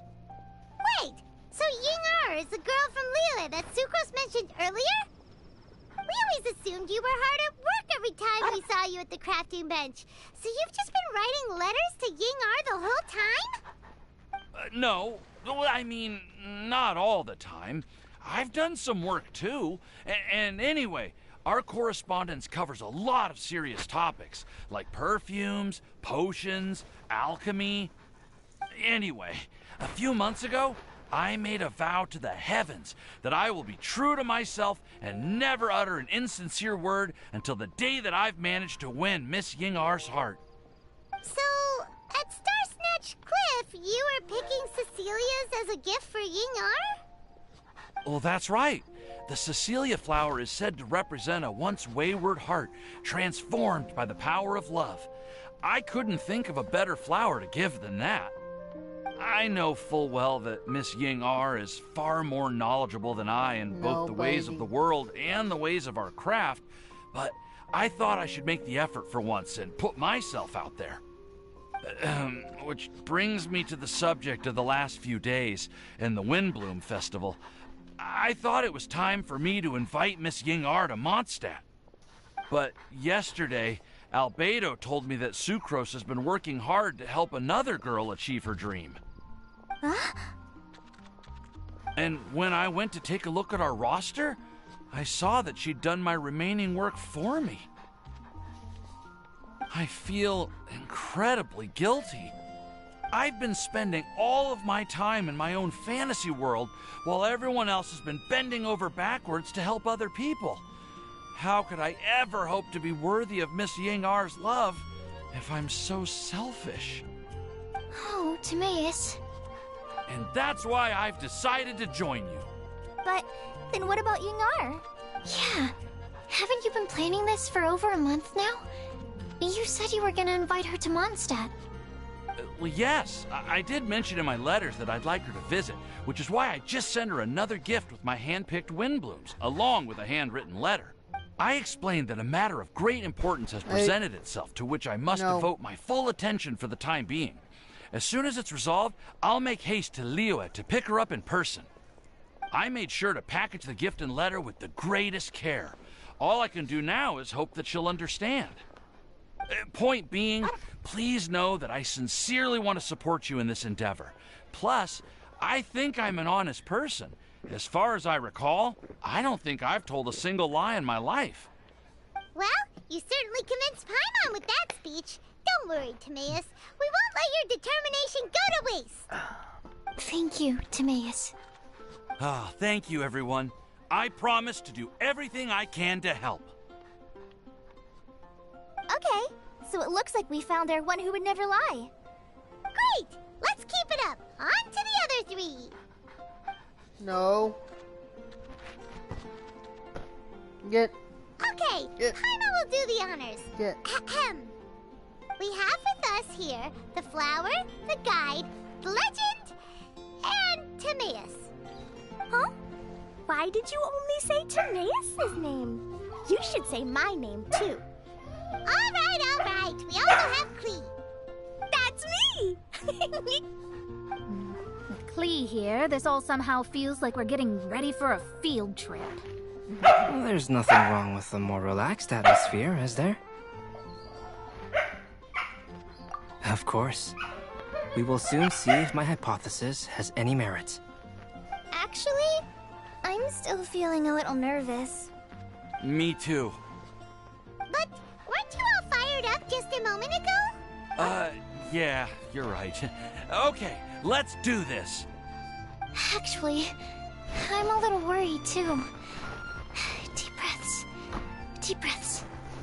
I know what you're feeling. Saying anything becomes so much harder when there are so many people watching. Well, does anyone know the exact location of where we're headed, or should I do a reading on my scry glass? According to the prophecy, Down, boy. once we figured out the answer, No. we should test it at the Lantern of Utmost Joy. Wait, Chill. where is this lantern? Yeah. Oh, we know something about that.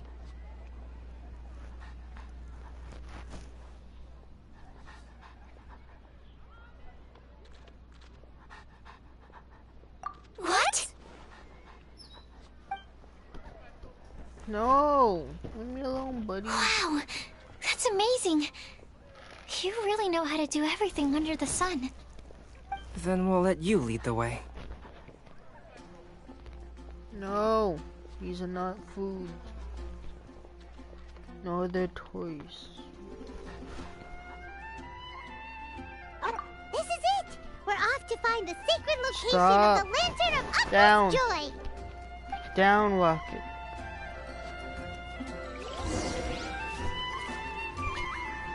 Down. Get down. Shoo. Go. Down. Down. Down. Down. Down. Down. No. Down. As much as I would want. Down. Down, boy. Down. No.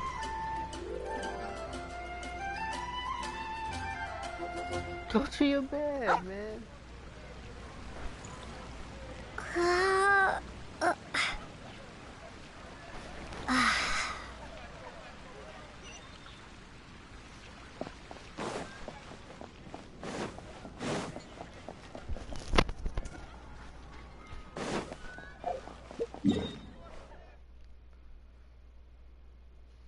Oh no, it's nowhere I thought it was.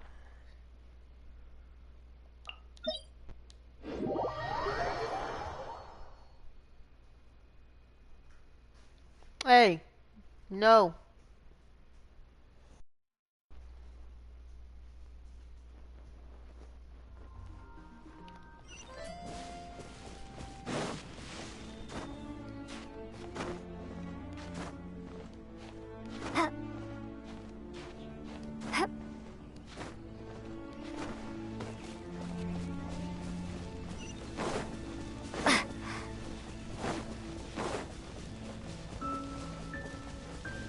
According to the map, it should be somewhere around here. Let me take a look. Oh, it should be right up ahead.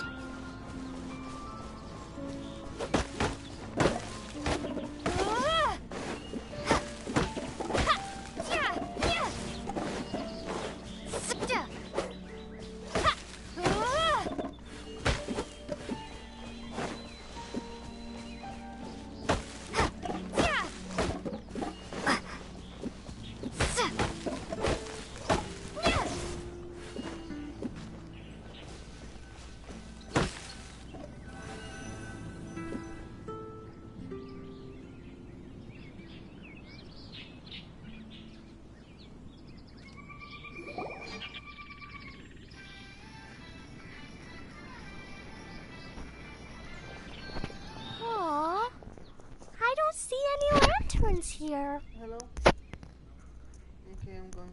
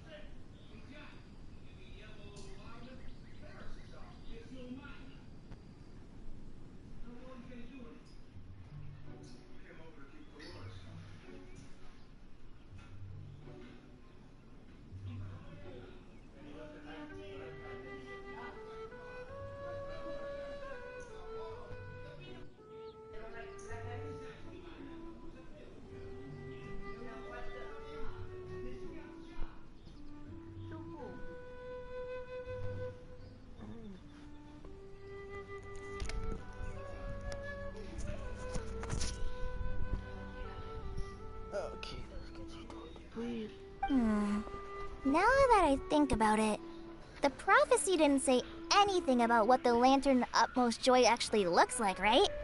Maybe we've overlooked something? Traveler, are you trying to figure out something else from the paper?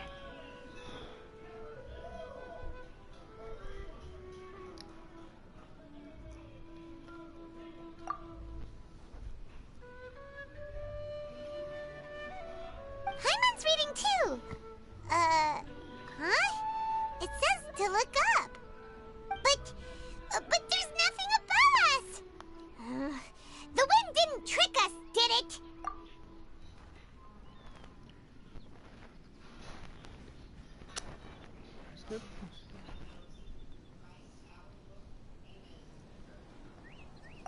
Place the squirrel on the back of the pointy-eared cat, and a pious puppy will open the doors to show you the way. Huh. Paimon read the whole thing out loud, but nothing's happening.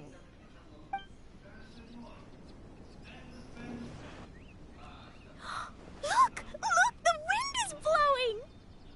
What a strong wind current. Let's ride it up and see where it leads us. Huh? We'll have to fly up there? Can someone carry me with them? Here.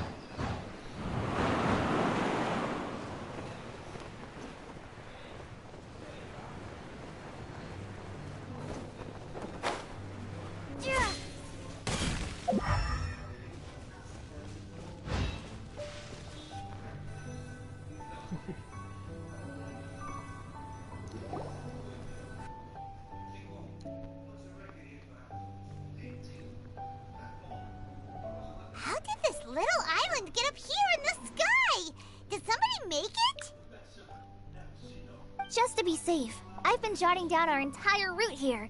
This way, no one will get lost. Oh, good thinking, Kale! Ah, who would have thought we'd find this kind of table here? Weird. It's almost as if someone was holding a tea party. I never would have guessed that such a place could exist. Right above Mondstadt, too. Wow, look at that pretty lantern on the table. There's even a chair for each side of the lantern, too. There seems to be something on the back of this chair. Let me have a closer look. Take your seat, present your answers, and you shall reach enlightenment. Well, as far as instructions go, I guess that's simple enough. So we just need to do as it says, right? Wait a second. Huh? What is it, Albedo? We'd better make sure this place is safe before taking our seats. Everyone, please stay clear for a moment. Well, all our questions and doubts aside, the scenery here is pretty amazing. It'd be impossible to feel stressed here. How is everything, Albedo? Everything seems to be fine. I didn't find any traps or suspicious mechanisms, but I also couldn't find any overt destructive devices. Huh? What do you mean? Well, it seems that wrong answers won't have any catastrophic consequences. Looks like we'll have to sit on these chairs and fulfill the prophecy. Everyone, I would like to suggest that we try some risky answers on our first attempt. Let's reserve our most confident answers for the second round. That sounds kind of smart, but why? Ah, I get what he means. If we do as he says, then we may be able to figure out how the puzzle works. I see. That makes a lot of sense. Mona, is there something wrong? You're not looking too good. Oh, are you hungry? I brought some snacks. Thank you for offering, Klee, but that's not quite it. While Albedo was checking just now, I gave my scryglass a spin hoping to find some information. But there's a strange aura to this place. It's almost as if someone has been staring at me as soon as we stepped foot in here. But if nothing here has actually been physically tampered with, then no. Could that person be?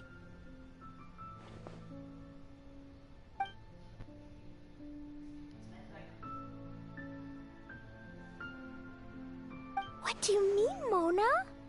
Who could it be? Never mind. It's not like I've got any proof. As always. Don't leave us on the edge like this, Mona. I'll just do what Albedo said. Yes, let's test the hypothesis together, Klee.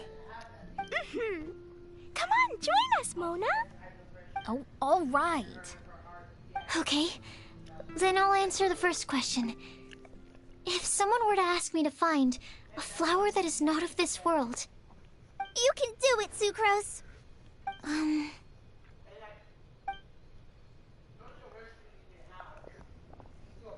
Then I would fetch a tetragenic sweet flower. All right, I'm up next. My part of the prophecy is to find a guide who will never get lost. Kale, I hope you found your answer. My answer is that I will be that guide. For a long time, I have been guided by others. It's taken me a while, but I finally made it to where I am today. Although I still haven't made a name for myself, and I'm still quite immature, I would still like to put my name forward. Because I would like to become a guide that can help others. I want to help others the same way Amber, Master Tainari, Sino, and everyone else helped me. Now it's my turn to pass on the gift that I've been given. All right, it's up to me to answer the third part. I'll submit myself as one who would never lie. Although I've never really had any other virtues or talents, I'm confident that I've always been an honest person. I'd like to thank everyone, too, for giving me this opportunity to validate myself.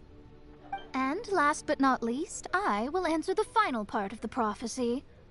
There's no tale more befitting the title of a legend that never ends than our fates as human beings. Wait! The lantern just lit up! Whoa! All four sides of the lantern are glowing! Huh? But...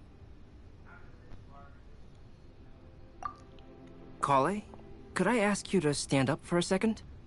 Oh, alright.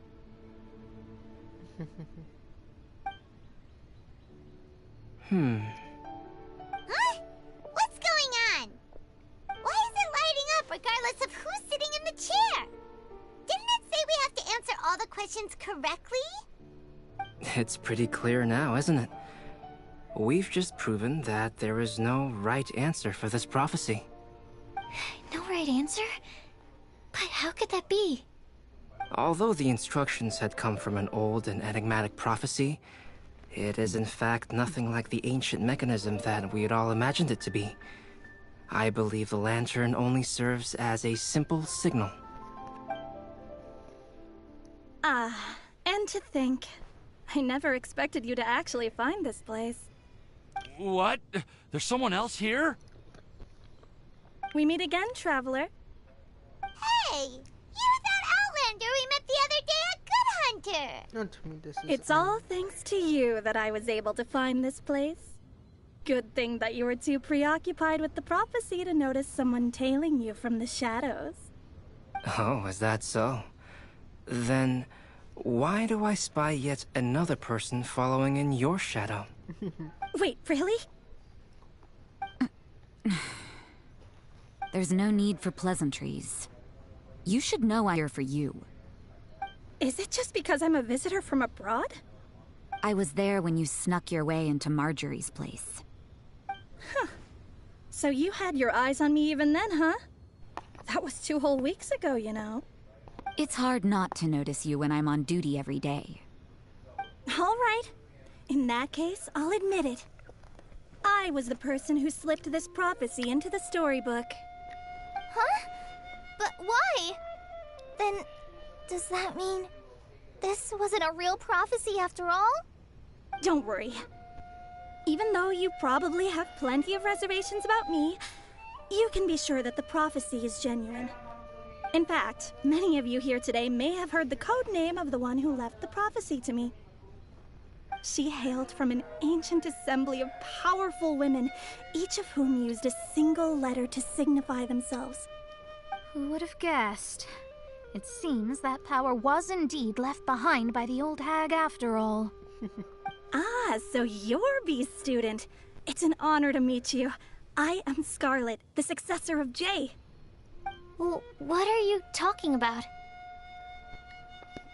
It's a long story, but I'm not quite sure that I'm the best person to tell it. Since you've all spent so much time and energy trying to decipher this prophecy, you must also be very interested in the secret behind this lantern, no?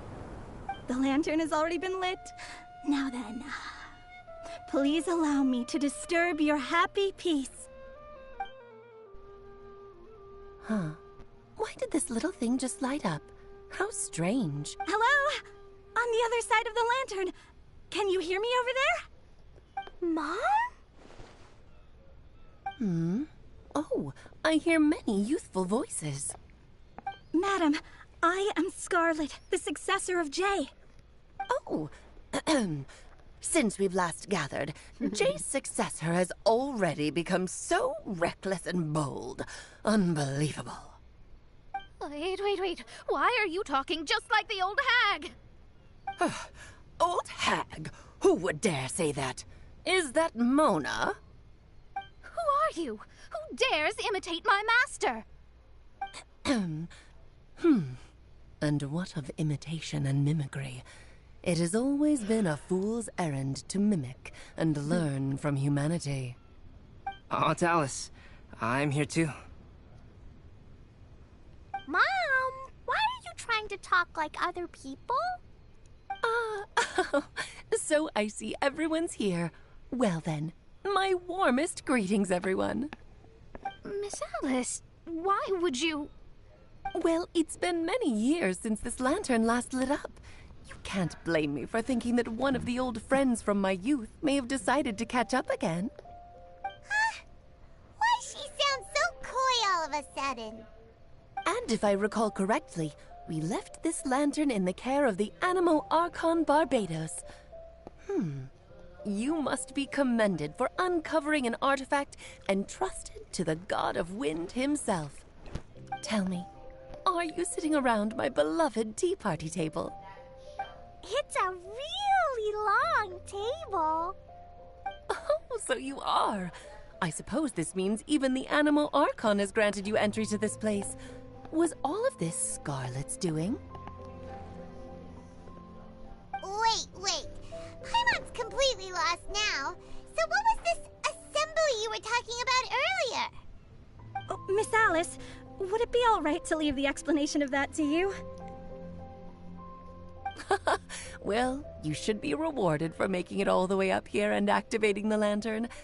Now then, let me tell you a long and ancient story. Ever heard of the Hexenzirkel? As the spooky name suggests, it's a secret society. Once upon a time, it even challenged the Animo Archon himself. But he replied, "Let us make music, not war, and resolve our conflicts through song." From then on, the mages would only ever convene in the woods, in the skies, or on the edges of cliffs. At these tea parties, they discussed their stories and secrets and resolved their differences, as the tea and cakes bore witness to their pledge never to fight amongst themselves. Yesterday, I snuffed out the life of my beloved. He had grown old and was extremely sick. He loved me dearly, so I took his fate in my hands and ended his pain. I'm raising a son. Of all the children I had, he's the only one left. But I suppose that still makes me a mother. My lifespan is nothing compared to yours, so I wish to leave you with my storybook. Actually, maybe you can pass it on to your children one day. Oh, this looks interesting. Let me scry. My dear sisters, we mustn't let prophecies threaten our bonds of friendship. Even the most frightening witch was once a little girl, and growing up can be so tough. Sometimes we all need to vent our troubles to the wind. Even if the nations go to war, or the sky falls down, the mages' tea parties shall forever be held around this table.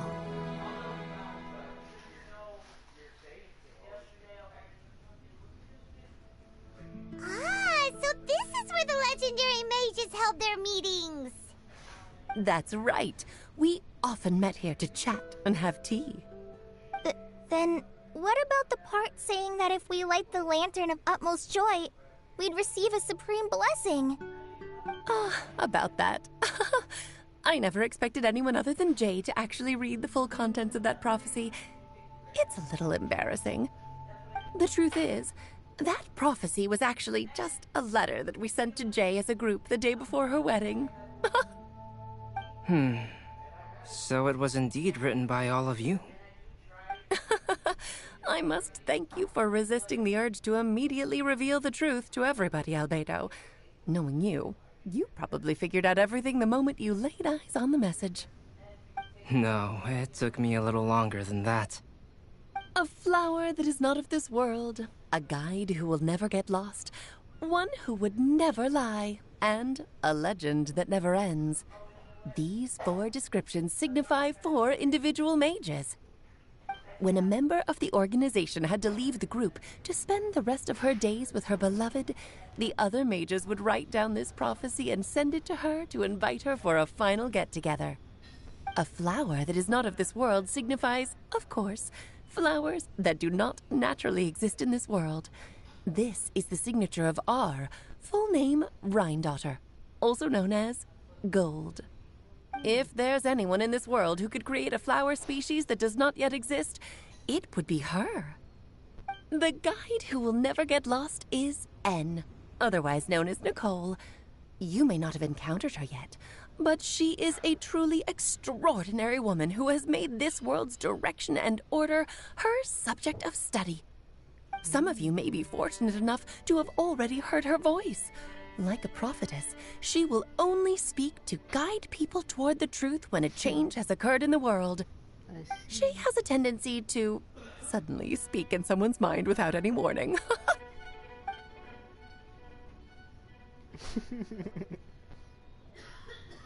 Oh my god, I forgot I called him that.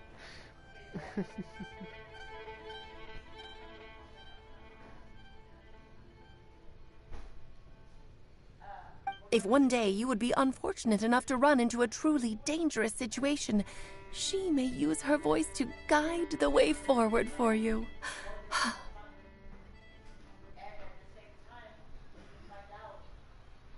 Who would have guessed that there are so many mysterious women in this world, and that they would all know each other?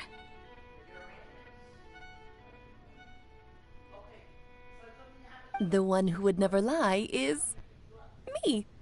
I hope no one would take offense. It's just that I, Alice, or A for short, have always had a soft spot for those with sincerity and candor.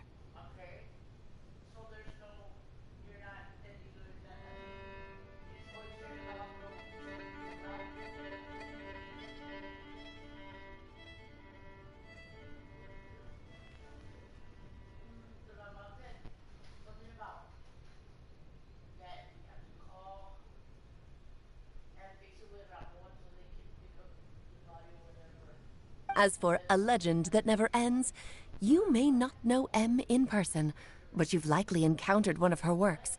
Have any of you ever read The Boar Princess? Huh? I'm pretty sure every child in Mondstadt has read that book. It's also one of my favorite stories. M was an exceptional human writer who used her prose to teach me the meaning of grief.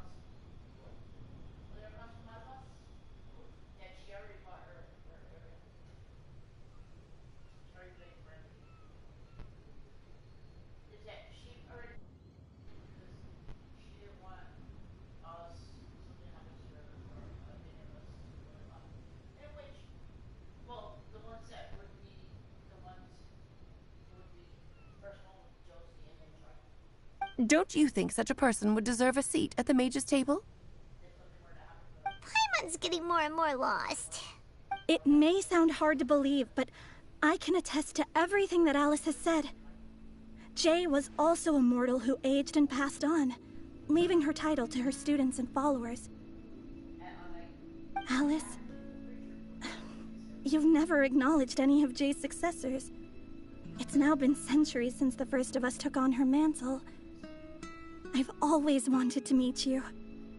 Do you also want to become a mage? Title aside, I think I'm more interested in the meaning and purpose of the Hexen Circle. I used to think that the Hexen Circle was a group of women who could control the very fate of this world. But now, I've seen for myself that besides Jay, many other ordinary people were also among you. Do you think less of us now? No, not at all. My interest has been piqued, and I'm now even more drawn towards the idea of becoming a mage. You're right. I've never acknowledged any of Jay's successors, but you are different. You are much more fascinating than any of your predecessors. Oh, has someone finally piqued Aunt Alice's interest? Now is not a good time, Scarlet, but as soon as I am able, I will seek you out for a meeting. I want you to tell me all about Jay's married life back in her hometown. So the mage who received the prophecy letter from all of you was Jay? She left the Hexen Circle after getting married? Precisely. There was only one way the letter could have been interpreted. She would have known what we meant as soon as she saw the message. We were just asking one thing of her. please come to see us again. Before you go and settle forever with your happiness, please come share some of it with your best friends and sisters. So, the Supreme Blessing actually meant... All journeys are fleeting and will eventually come to an end. What will give us the most fulfillment and happiness in the end are those who will greet us at our journey's destination. Dear child, I believe you can also understand what I am talking about. We women will always have many troubles and encounter pains and frustrations that will keep us up at night. But no matter how hard things may become, we will cross mountains and oceans to see our best friends again, regardless of how many years have passed or how far the distance may be. As long as we can be with our beloved friends, our hearts will be filled with joy. To us mages, that's what being supremely blessed is all about. Oh. I still don't get it, but I do know that all the mages are Mom's best friends. If you ask how I see it, the Hexen Circle is just a group of ladies that I spent my youth with. Anyway, I'll introduce some of the other members to you all later. I still have a few things to attend to, so this will have to do for today. Bye, Mom! Todoko says bye, too! Goodbye, darling, and farewell to all of our other friends as well. I'm sure we'll see each other again. Oh, now that I think of it, isn't it getting close to that time of year? Yes, it's wind bloom again, Alice. It's also a special anniversary date. I'm sure you still remember. Yes, I do remember now. It was on this day, many, many years ago, that Jay tied the knot. Ah, just in time for the Festival of Love and Freedom. Everyone, please enjoy this year's Windbloom Festival to the fullest.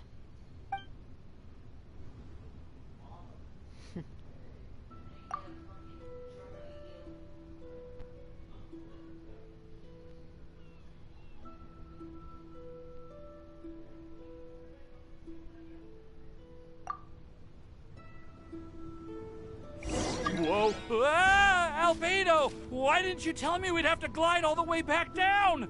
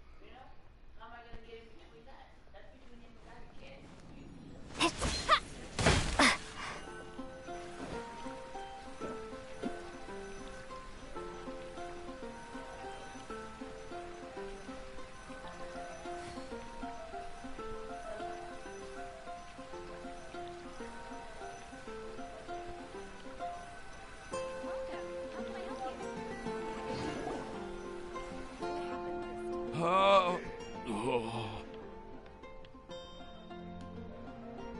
Are you okay, Timaeus? Maybe you'd feel better if you just, you know, let it out. I'm fine, I'm fine. I'm just a little glider sick, that's all. You may want to look into getting your own gliding license when you have the time. It might prove helpful to you. Okay. Sure thing. It sounds like you've still got something on your mind. Why don't you tell us? We're all happy to listen. It's nothing, really. It's just... Well, Alice's story was really interesting and romantic. I won't argue about that. But still, the whole thing wasn't quite what I was hoping for. Of course, I didn't actually expect the supreme blessing to be real, but... Don't say that. None of this was your fault, Timaeus. Honestly, it's more on me for having agreed to be the Windbloom Festival Special Ambassador. Had I not asked for everyone's help... If anything, it should be my fault for finding that prophecy. Oh, no. I didn't mean to blame the two of you either. I just feel like... this whole adventure didn't really end on a high note, and we also didn't really get anything out of it. But I'd say we still learned something new. Well, that aside, Timaeus, you still need to go to Liyue to apologize to Yingar, right? Do you want Kale and I to accompany you? Oh, Miss Yingar. Well, I mean, I just really don't want her to get mad at me. Now that I've come back to my senses, I really don't know what I should do. Hey, you three?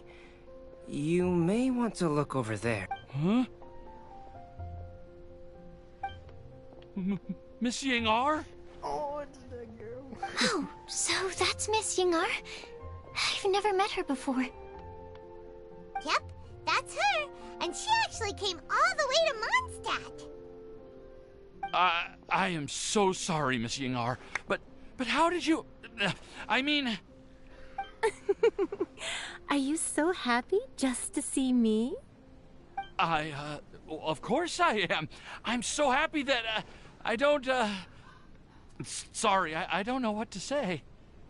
I was ready to give you a harsh scolding, but now that I've seen you like this, I suppose I could let you off the hook this time. You said you couldn't come to pick me up because of a very important matter, right? Well then, of course I had to come and find you instead. Should we go see how they're doing? Well, I wouldn't. You'll get hit by a forest boar if you interrupt a couple's romantic conversation. Oh, really? We'll just leave them alone then.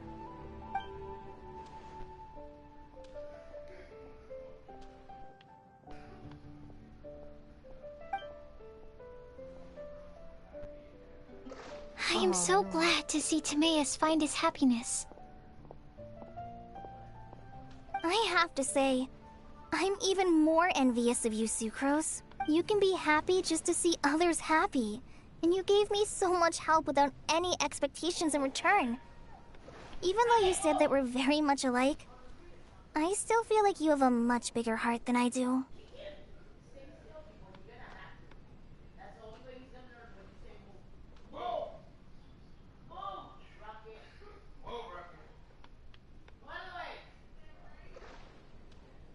But if you say that, then I'd say I'm also nowhere near as brave or tenacious as you. I guess we have the same amount of positive qualities. They're just spread over different parts of our personalities. I've never visited Sumeru, or made many friends from outside of Mondstadt. I'm happy just to have met and become your friend. Maybe I'll get shy and flustered when I meet other people I don't know in the future. But that's okay too. Since we are so alike, you probably get what I'm trying to say. You just need to believe that all of your issues aren't really issues at all. But isn't it too late now for me to learn to accept myself? Well... Do you know anything about the blooming cycles of Cecilius? I may have read about that in a book before. That's a topic that my parents used to talk about back when they were still dating. Surprising, right? To think that people would talk about that while on a date. My mom brought it up at dinner one time last month. She called my dad the most boring man she knew, and said that he even turned up late to a date once, all with a smile on her face. But she also said that learning is just another part of life. It's never too late to start something, as long as you recognize that it's something good for you to do. Why don't you give it a try, Kale? Okay, I'll try my best. They're really having a great conversation. Paimon can't even find a moment to join in. I nearly forgot. This is for you. This texture. Are these seeds? Yep. I believe I mentioned my sweet flower research to you before. These are the seeds of the sweet flower cultivars that I've worked on. It's nothing too special, but they're the best cultivars that I've made. So, I really hope that you'll like them. They're super sweet and easy to grow and keep. I'm also submitting them as my wind blooms for this year. I wish that the Animo Archon could also see how lovely they are. Thank you. I'll plant them in the Avidia forest and take good care of them. Kale, please take these notes with you. I've heard that you've been working hard on your studies, so I've prepared some study materials for you at Sucrose's request. Feel free to look through them whenever you can find the time. Mondstadt's doors will always remain open to you. Thank you so much. Really, I don't know what to say. I'm just really happy. Ah, Sucrose, now's your chance. Didn't you want to collect a breath of joy? You're right. I almost forgot. Kale, can you exhale once into this test tube? I will save this breath of joy and use it in my research. Oh, really? May I? Of course.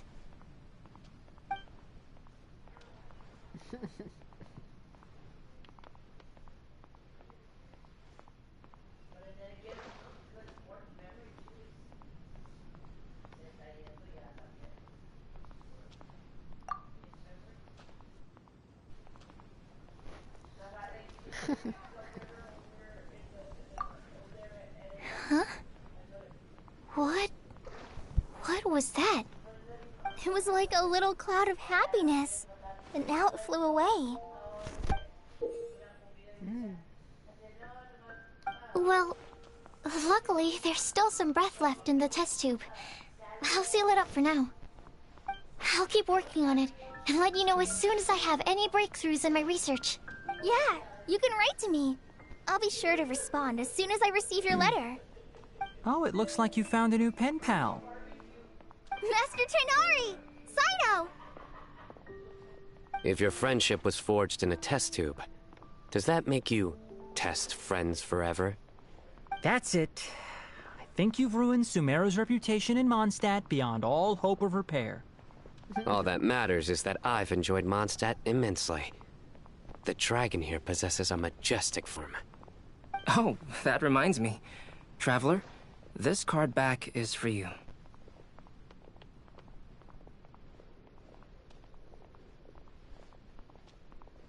Saino wanted you to have one for yourself.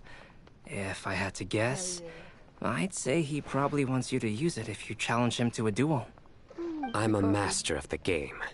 Do you dare challenge me? Can you believe this guy? Huh. Let's knock him off his high horse. Oh no. I'm gonna fail. How to play. Wait! I've got something to give you too. Huh? Kale has a gift for us? Yeah! I figured I should follow local Mondstadt customs and prepared a few small things themed after the Windbloom Festival. I made these bookmarks from Sumeru roses at the hotel. I want to give them to Amber, Master Tainari, and Saino.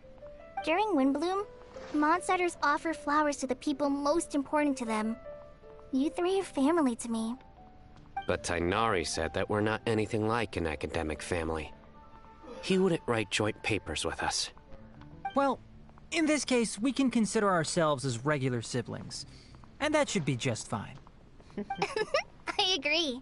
Oh, and here are some Podisara seeds as well. These are for the Traveler, Paimon, and everyone else from Mondstadt. Whoa, are these really for us? So, are these your chosen Wimblums? Mm-hmm, one of them. Both Podisauras and Sumeru roses are my Windblooms. Although they're not native to Mondstadt, they are the flowers that can best express my feelings. I want to give them to the people I feel thankful for. To those who I wish to accompany as we greet more seasons and future Windblooms together. The real blessing in life is when you are surrounded by people who you'd miss day and night, and who you'd want to see even if that meant crossing mountains and oceans to do so. I'm so happy to hear you say that. Sucrose, do you see that cloud over there? Huh? Doesn't it look just like your test tube?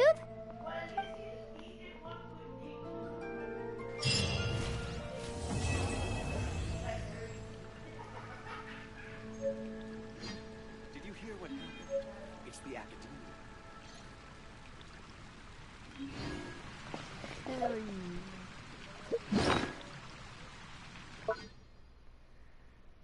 Last time I got.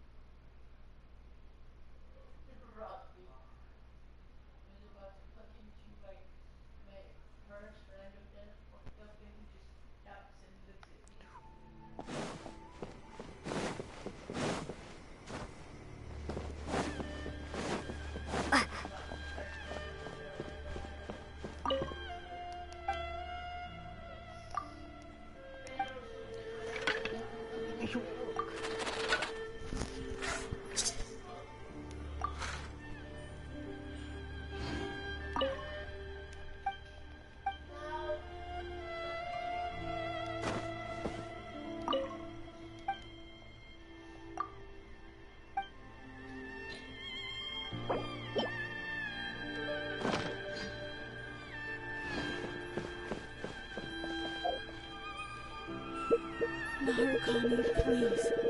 See that he stays safe.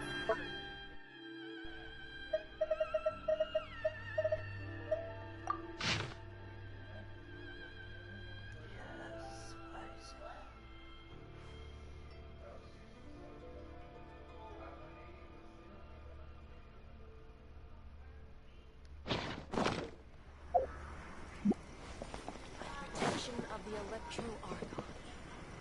blossoms of the sacred sakura bloom eternally.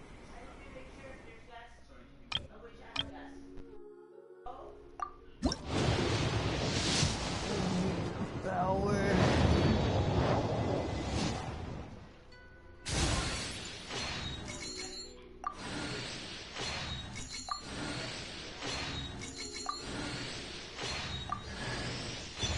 Hell yeah.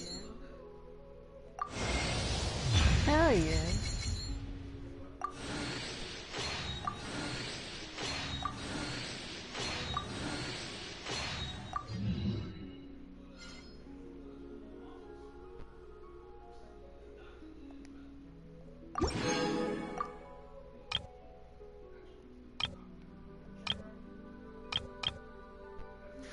Give me the bell.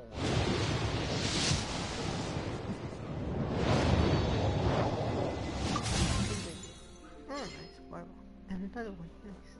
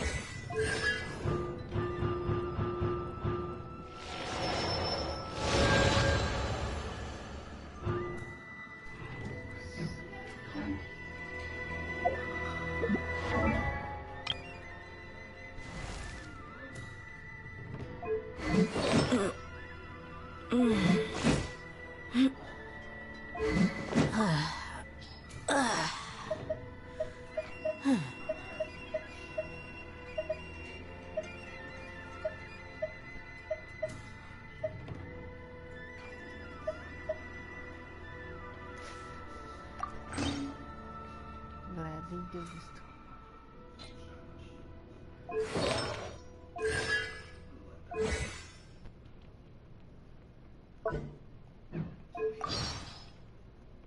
We mercs have one simple rule. Whoever pays the most is your new... According to some of the older Eremites, it does actually rain in the desert on occasion. And when it does, it's always a lot heavier than this. Man, this thunder is loud. They won't hear us coming. Or vice versa. Are you kidding me? This is even colder than the nights in the desert. Sun's out, guns out. Just sucks that I got so much work to do. Wind's picking up. Let's play it safe and pitch camp downwind of our target. Stay close. No going off on your own. The desert doesn't take prisoners. Ready to roll? Good. Then let's pack up and move out. Where did the morning go? All right. As soon as I see a good spot, I'll set up the stove and cook us some lunch. You're still working at this hour? Ugh. And I thought we mercs had it tough. It's late. Go get some rest. I'll take the night watch. A lot of people see the red vulture as an omen of death and disaster, because it feeds on the carcasses of the dead. But the way it soars high above the desert, I've always seen it as a symbol of the tenacity of life. I wonder what the Great Red Sand looks like from all the way up there. I love my makeup box. Sometimes I take it out and reorganize it when I have the time. I keep all my powders and brushes in here, paid top Mora for all of it. Just look at this texture. Isn't it just perfectly smooth? And even if you sweat or get caught in the rain, it doesn't run. You get what you pay for. Candied Agelenok nuts. No contest. Easy to take on the road, and of course, delicious. Anything bitter. Nope. Keep it away from me. Can't stand it. This tastes amazing. I'd better not have any more, or I'll never be able to go back to my usual rations. Not bad. Compared to rations, anyway. You know, if nothing else, it's, filling, and if it fills you up, it's good grub. Happy birthday. Reach into your pocket. Your present's already in there. How'd I do it? Just a little trick of the trade. Anyway, more importantly, I've booked us a real feast at Lombard's Tavern, so let's get ourselves over there. Huh? Oh, don't worry. I didn't invite any of the other mercs. Nah, that rowdy bunch is always getting into arguments. Not the kind of people you'd want at a birthday celebration. It'll just be me and you. Like it should be. Oh, come on, let's go.